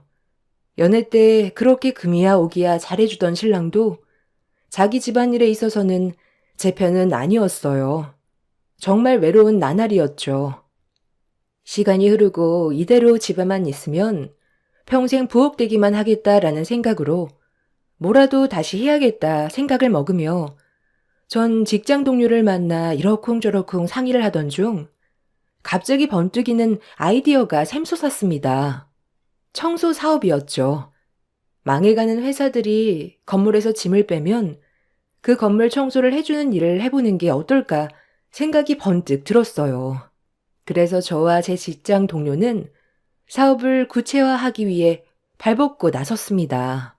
그리고 아이디어를 토대로 시장 조사를 하게 되었죠. 그때만 해도 청소업체가 큰 규모로 되어 있는 부분은 많이 없어서 잘만 하면 큰돈 만질 수 있겠다라고 생각했네요. 저희는 곧바로 실행에 옮기기로 했습니다. 하지만 역시나 제 발목은 시댁에서 잡았어요. 남편마저 말도 안 되는 일이라며 다그쳤죠. 하지만 전 해야만 했습니다. 저 한 번만 믿어주세요, 진짜. 자신 있어요. 지금 폐업하고 끝나는 가게들마다 청소를 할 거예요. 그리고 그뿐만 아니라 다시 그 가게에 새를 얻어 들어간 사람들도 청소를 하겠죠. 청소 사업을 한번 해보고 싶어요. 여보, 어머님, 아버님, 저 좀 믿어줘요. 지금 청소부를 하겠다는 거야? 아, 절대 안 돼. 그냥 엄마한테 살림이나 더 배우고 집안일 하면서 조신하게 집에 있어. 그래, 네가 무슨 사업을 한다고 그러냐? 아니, 청소하는 게 사업이냐? 참나원, 아주 밥 잘 먹고 허튼 소리 한다. 큰애 불러라, 큰애한테 물어보게. 아니, 아주 말도 안 되는 소리를 하고 있어. 젊은 나이에 청소하는 게 어디 쉬운 줄 아냐? 안 된다, 접거라. 어머님은 이 사업조차도 형님께 물어봐야 한다며 형님을 호출하셨죠. 정말 화가 났습니다. 제가 이 집의 소유물도 아니고 돈을 보태달란 것도 아니고 그냥 응원만 해달라는 거였는데 절대적으로 못하기만 하셨죠. 형님도 마찬가지였고요. 아니, 더했죠. 아니, 동서, 말이 돼? 지금 청소부를 하겠다는 거야? 동서 체력 하나는 좋은 거 알겠어. 근데 어떻게 결국 청소한다는 소리를 그렇게 거창하게 해? 지금 이거저거 다 망해가는 판국에 그게 되겠어? 본인들이 직접 하지 돈을 주고 청소를 하겠니? 아니요. 시장 조사도 다 끝냈어요. 은근 건물 청소나 이사 청소는 까다로워서 대부분 본인들이 하는 것보다 돈 주고 많이들 하더라고요. 저 자신 있어요. 형님도 성구안이 있으시니 잘 아실 거 아니에요. 안 그래요? 지금 당장 수익이 많이 나지 않더라도 점점 수익 창출은 극대화될 거예요. 어머님, 아버님, 형님, 여보, 정말 저 좀 믿어주세요. 아니, 그냥 응원만 해줘요. 정말 잘할 자신 있어요. 그렇게 집안의 모든 식구들이 반대했지만 저는 친정에서 조금 융통한 돈과 처녀 시절 모아놓은 비자금으로 결국 회사 동료와 청소회사를 차렸습니다. 결과는 대박이었죠. 너무나도 저희 회사를 찾아주셨습니다. 폐업하는 회사며 이사가는 입주 청소며 몸은 힘들었지만 보상이 눈에 보이는 결과였기 때문에 힘을 낼 수 있었어요. 남편도 처음엔 반대했지만 점점 제 수익을 보더니 더 이상 아무 말도 안 했고요. 저는 제 사업을 하면서 드디어 짧지만 길었던 시댁 생활을 청산할 수 있었습니다. IMF였지만 직장 생활을 했던 것보다 더 수익이 많이 나와 시댁 부모님 용돈까지 챙겨드렸네요. 그렇게 낮아진 제 자존감은 제가 일을 하면서 다시 올라가기 시작하였습니다. 하지만 어머님께는 제가 여전히 부리기 쉬운 만만한 둘째 며느리였지만요. 저는 평일엔 청소 일을 하고 주말엔 시댁에 가서 여전히 시댁 살림을 하였습니다. 몸이 2개라도 모자른 나날을 보냈죠. 어머님, 이제 주말에 저도 못 올 수 있을 것 같아요. 2주에 한 번만 와도 될까요? 요즘 거래처 관리하는 사람들도 많아졌고 제가 이렇게 자리를 비울 때마다 같이 동업하는 친구한테 너무 미안해서요. 1주는 형님, 2주는 저 이렇게 배분해주세요. 그게 말이 되냐? 너랑 큰애랑 같아. 넌 언제든지 취소할 수 있는데 큰애는 큰이라는 사람인데 취소가 되냐? 그깟 청소하면서 유세냐? 아주 청소 하랩이라도 하는 날엔 시엠이 잡아먹겠다 아주. 네가 할 도리는 다 하면서 일을 해도 하거라. 어머님은 완고하셨어요. 더 이상 말을 해봤자 소용이 없었죠. 제 벌이는 나아졌지만 제가 청소 일을 하기 시작한 다음부터 형님은 완전히 저를 무시하기 시작했어요. 이젠 남편도 있고 시부모님도 있는 자리에서 대놓고 무시하기 일쑤였죠. 동서, 청소일은 할만해? 힘들지 않아? 난 우리 건물 청소하시는 분들 보면 꼭 동서 생각나서 야구르트 한 잔씩 드리잖아. 아, 네, 감사하네요. 제 생각도 해주시고. 뭐 일하는 거야 뭐든 안 힘든 게 있겠어요?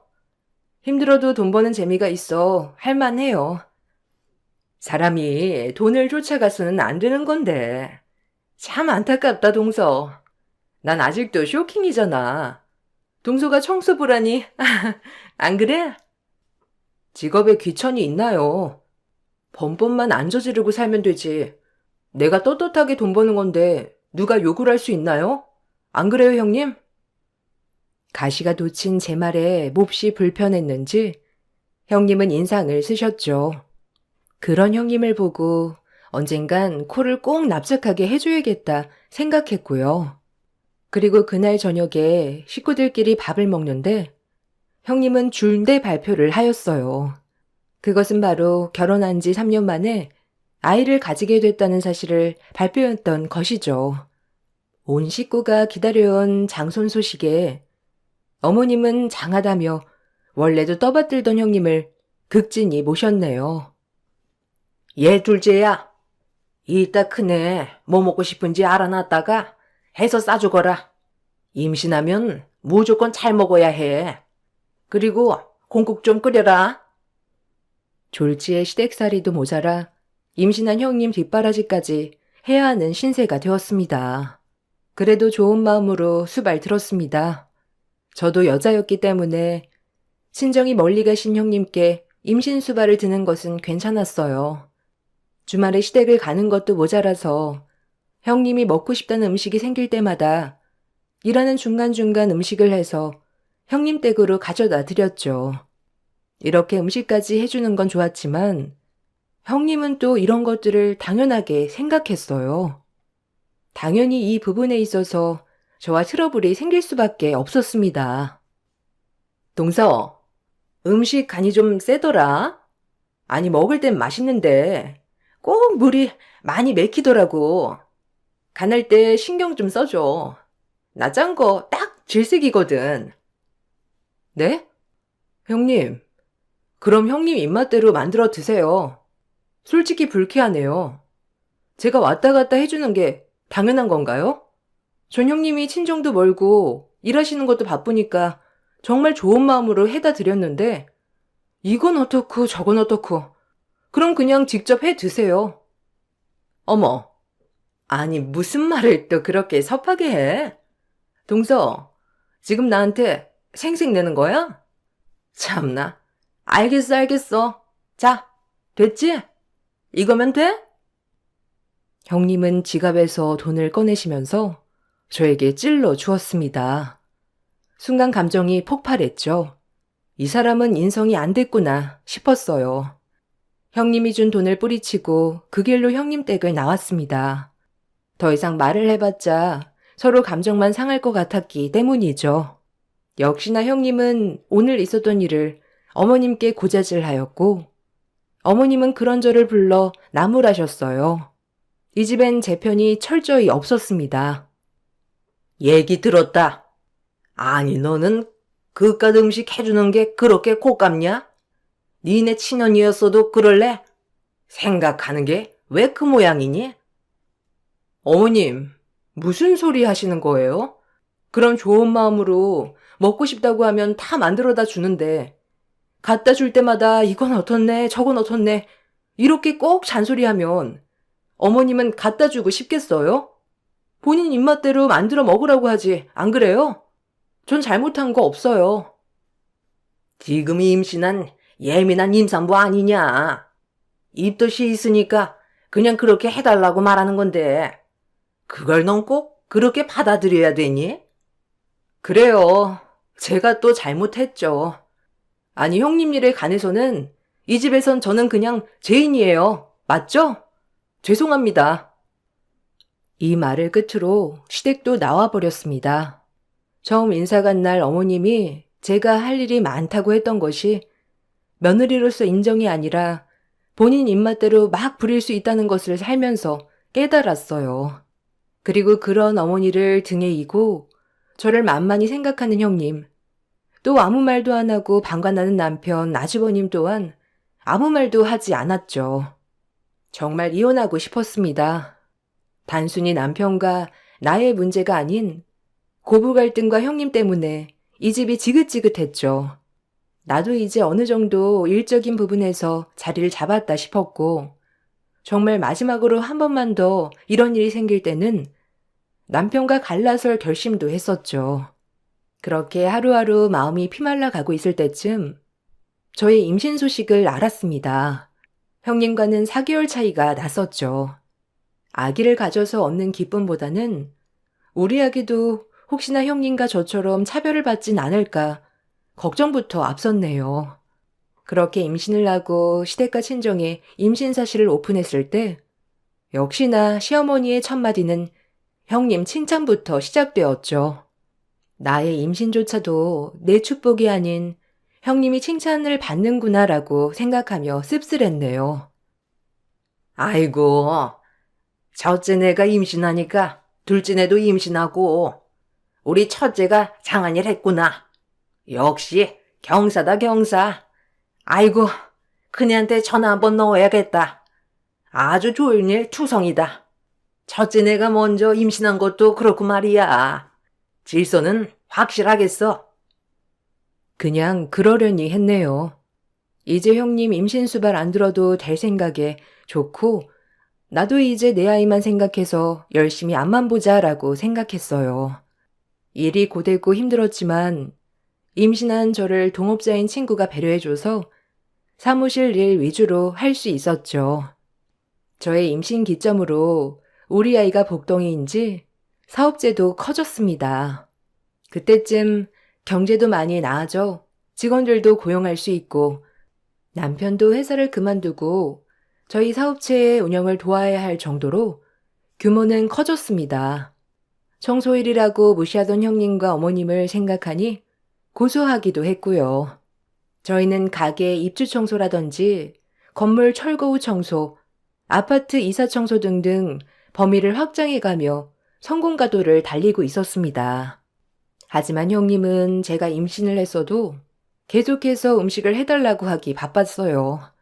시어머니 성하에 임신한 몸을 이끌고 일주일에 한두 번 형님이 땡기는 음식으로 늘 해다 드렸죠. 어느 날 단호박죽이 먹고 싶다는 형님 말에 어머님이 전화가 왔고 그 길로 단호박죽을 해서 형님네로 가게 되었죠. 현관문이 살짝 열려있고 형님의 고성이 쩌렁쩌렁 울렸습니다. 집에 들어섰을 때 전 충격적인 장면을 보고야 말았죠. 형님이 누군가와 통화를 하며 소리를 질렀어요. 장난해? 아니 지금 네 애라고 협박하는 거야? 그래, 한번 협박해봐. 내가 눈 하나 깜빡할 것 같아? 이 말을 믿어줄 것 같아? 뭐? 돈? 얼마나 더 너한테 돈을 해줘야 하니? 이제 나도 돈 없어. 어디 한번 다 밝혀봐. 너도 내가 협박죄로 콩밥 먹게 해줄 테니까. 순간 제가 무슨 소리를 들은 건지 의아했습니다. 남의 애라뇨. 형님의 뱃속에 있는 아이가 우리 아주버님 애가 아니라 남의 아이인데다 그걸로 협박을 받고 있는 꼴이라니. 너무 충격적이었죠. 아주버님은 어쩌나 어머님은 어쩌나 온갖 갖가지 생각이 다 들었습니다. 형님은 한참을 그렇게 소리를 지르고 거실로 나와 제가 호박죽을 들고 서 있는 것을 보고 깜짝 놀라더군요. 어머, 아니, 동서, 언제 왔어? 아니, 인기척 좀 하지. 요즘 재판하는 것 때문에 스트레스가 이만저만 아니거든. 어디까지 들었어? 지금 왔어요. 아니요, 못 들었어요. 형님 전화 끊을 때쯤 들어온 거라. 여기 호박죽이에요. 식기 전에 드시고 출근하세요. 서둘러 집을 나가려고 할 때 형님은 웬일인지 저에게 그날은 엄청 친절했어요. 아무래도 제가 이야기를 들었을까봐 조마조마 하는 것 같았죠. 너무 어이가 없었습니다. 남의 애라뇨. 저렇게 고고하고 도도한 여자가 바람을 폈다니 우스웠죠. 동서, 힘들었지? 고마워. 내가 입덧이 심해서 동서가 해준 것만 땡기더라고. 다음부턴 힘들게 안 와도 돼. 내가 어머님께 얘기할게. 동서도 임신 상태에서 하느라 힘들 텐데 오늘만 마지막으로 먹을게. 너무 애썼어. 고마워, 잘 먹을게. 결혼한 지 5년이 다 되도록 고맙다는 말을 들어본 적이 없었는데 처음이었죠. 의심이 사실이 되는 순간이었어요. 형님은 그렇게까지 하고 못 믿었는지 친절히 문까지 열어주었죠. 사실이라면 정말 대단하다고 생각했네요. 어쩌다 남의 애를. 아주버님은 아실까 별별 생각이 다 들었죠. 이걸 비밀로 해야 하나 아니면 터뜨려야 하나 고민도 많았지만 일단 아기가 뱃속에 있기 때문에 혹여나 잘못될 가능성도 있으니 저 혼자 덮었습니다. 시간이 지나자 형님도 제가 못 들었는 줄 아시는지 천성이 다시 돌아왔죠. 저를 하대한다거나 어머님과 같이 부려먹는다거나 똑같았어요. 너무 익숙했죠. 형님은 시간이 지나 출산을 하였고 아이는 남자아이였어요. 어머님은 기뻐하셨죠. 모든 사실을 알고 있는 저로서는 어머님이 안쓰러웠어요. 아이고, 우리 집 장손이다. 우리 큰애가 큰일 했다. 고맙다, 큰애야. 똑똑거비 같은 아들 낳아줘서 고맙대. 에이, 당연히 해야 할 일을 했는데요, 뭐. 어머니 좋아하시니 제가 더 기쁘네요. 아마 저랑 애비 닮으면 머리도 좋겠죠? 아유, 말이라고 하나. 너랑 애비 닮으면 아주 우리 장손 머리도 보통이 아니겠지. 이제 죽어도 여한이 없구나. 애미야, 고생 많았다. 어머님은 그 자리에서 오열하시며 기뻐하셨고 형님은 당연하다는 듯 웃으며 말했어요. 이 부분에 있어서는 소름이 돋았어요. 저렇게 어머님 뒤통수를 칠 수가 있지? 라고 생각했네요. 그래도 차마 제 입으로 꺼낼 용기가 나진 않았어요. 어머님은 형님에게 아이를 낳아줘서 고맙다며 500만 원이라는 거금을 떡하니 주셨습니다. 형님은 뻔뻔하게 그 돈을 받으셨죠. 그리고 시간이 흘러 저도 출산을 하였어요. 저도 아들을 낳았지만 온통 첫째 사랑 가득한 어머님은 출산날 잠깐 오셔서 얼굴만 비추고 가셨어요. 돈을 못 받아서가 아니라 차별받는 느낌을 아이까지 들게 만들어서 속상했네요. 저는 제 할 일을 묵묵히 해나갔습니다. 사업은 확장한 상태로 집중하고 아이에겐 좋은 엄마, 남편에겐 좋은 와이프, 그렇게 열심히 살았어요. 하지만 시댁만 가면 어머님은 저와 형님을 차별한 것도 모자라 아이들까지 차별하기 시작했어요. 아이한테까지 그러니 온몸이 떨렸지만 진실은 언젠간 밝혀진다는 생각을 되뇌이면서 참았네요.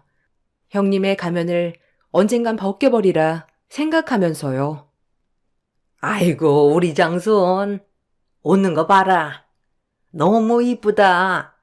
누구 닮아 이리 이쁘노? 역시 우리 장손이다. 내 새끼, 할매 집은 다 네 거다. 에휴, 어머님은 아직 말도 잘 못 알아듣는 애기한테 동서애기도 이뻐해 주세요. 제가 다 민망하네요, 어머님. 아유, 우리 장손이 무조건 첫 번째지. 첫째가 길을 터놔야 나머지 애들도 잘 따라간다. 우리 자식들처럼 애기들도 확실히 해야지. 예전 같았으면 마음의 상처를 많이 입었겠지만 개의치 않았어요. 저에겐 엄청난 폭탄이 있으니까요. 나만 건들지 마라. 제발 내 입에서 이런 얘기가 안 나오게 해달라. 하루하루 빌었네요. 그리고 첫째 조카의 돌잔치 날이 되었습니다. 가족들은 신이 나서 아침부터 싱글벙글 모여 첫 아이가 뭘 잡은지만 두근두근 설레어 했죠. 저는 그날도 음식하기 바빴습니다. 고대하던 돌잡이 첫째 조카는 할머니와 엄마의 바람대로 판사봉을 집었죠. 집안은 완전 박장대소. 어른들은 신이 나시고 형님과 아주버님도 신나셨죠. 하지만 기쁨도 잠시 형님이 모든 사람들 앞에서 한 말은 저를 분노에 치솟게 했습니다. 결국 제 입에서 폭탄이 터져버렸죠. 나 닮아서 우리 애기는 판사봉 집었는데 도윤이는 자기 닮았으면 걸레 잡을 수도 있겠네. 이게 대물림이라니까. 형님, 지금 말 다 했어요? 제가 지금까지 참았는데 안 되겠네요, 더 이상은. 시윤이는 어쩜 형님만 빼다 박았을까요? 보면 볼수록 아빠 얼굴은 하나도 없단 말이지. 아무리 아들이 엄마 닮는다지만 너무하잖아요. 아주버님도 아세요, 혹시? 아님, 모르시나? 뭐? 아니, 동서, 지금 무슨 말이야? 어? 지금 그 말에 책임질 수 있어? 아, 참나. 못하는 소리가 없어. 아우, 기분 나빠. 네, 이 말에 책임질 수 있어요. 제가 모를 줄 알았죠? 아주버님, 시윤이 유전자 검사 한번 해보세요. 장씨 집안 자식이 맞는지. 그 순간 형님은 제 머리채를 잡고 흔들었죠. 저를 모욕죄로 고소한다고 난리를 쳐댔습니다. 그동안 낌새가 이상한 게 있었는지 아주버님은 형님을 뜯어 말리곤 뺨을 때렸죠. 집안 식구들은 그야말로 아수라장이 되었습니다. 어머님은 어안이 벙벙했고요. 아니, 이게 다 무슨 말이냐? 작은 애야, 네가 하는 말이 이게 다 뭐냐? 지금 시온이가 내 손자가 아니라는 거냐? 말 좀 해보거라. 어머님 잘난 첫째 며느리한테 물어보세요. 어떤 만재를 저질렀는지, 저런 고상한 얼굴을 하고 뒤에서 얼마나 호박씨를 깠는지 제가 모를 줄 알았죠? 저 다 들었어요, 형님. 협박받고 있는 얘기, 남의 애라는 얘기. 제가 지금까지 모른 척했던 건 언제 터트릴지 기회를 엿보고 있었던 거지 절대 잊어버리진 않았거든요. 형님이 한 짓을 검찰청 사람들이 알면 어쩔까요? 그동안 본인의 직업, 능력만 믿고 본인보다 아래에 있다 싶은 사람은 무시하셨죠?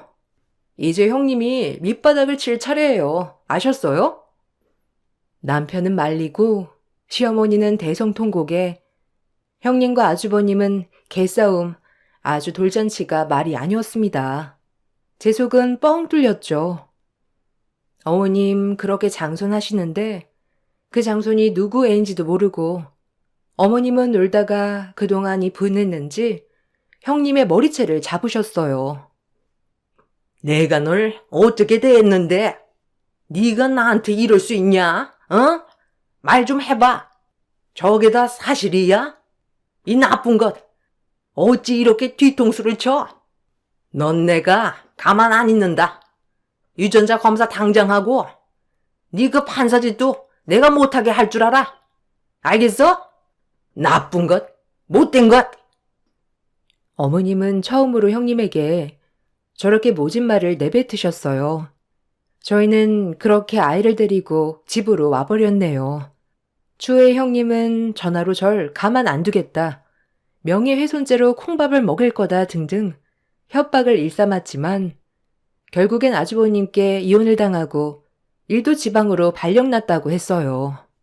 전 속은 시원했지만 항상 시어머님께 받은 차별, 서러움, 아주버님께는 진작 말 못한 죄송함 등등 시댁의 발길을 끊었습니다.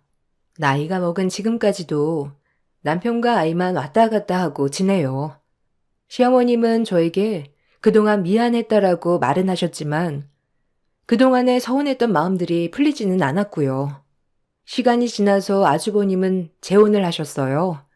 재혼할 때만 결혼식에 잠깐 시어머님을 뵈었네요. 어머님은 저의 손을 붙잡고 다 미안하다고 잊어달라고 하셨는데 아직까지 제 마음이 옹졸한지 풀리지가 않아요. 저의 발언으로 집이 쑥대밭이 되었지만 어차피 모든 사람이 알아야 했다고 생각하고 지내고 있어요. 아직까지도 마음에 걸리는 거는 아주버님에게는 죄송한 마음뿐입니다. 진작 언지를 줄 걸. 그래서 시어머님네를 더 못 가겠는 것도 있네요. 아주버님은 괜찮다고 하시지만 그 아픔이야말로 제가 감히 상상할 수 없을 테니까요. 그 점이 제일 죄송스럽네요. 하지만 남편도 정말 잘했다고 하고 시간이 지나 생각해보니 진작 말할 걸이라는 생각도 했지만 항상 평범했던 저에게 이러한 일이 생긴 것도 제 인생의 가장 크나큰 에피소드입니다. 늘 보기만 했던 사연들이었는데 쓰다 보니 제 사연 또한 만만치 않다고 느끼네요. 저는 아직까지도 사업체를 운영하며 이제는 어느덧 법인까지 키워나갔어요. 때를 잘 타서인지 계속 잘 풀린 덕분이죠. 지금의 행복, 감사함을 잊지 않고 살아가려고 합니다. 여러분, 읽어주셔서 정말 감사합니다.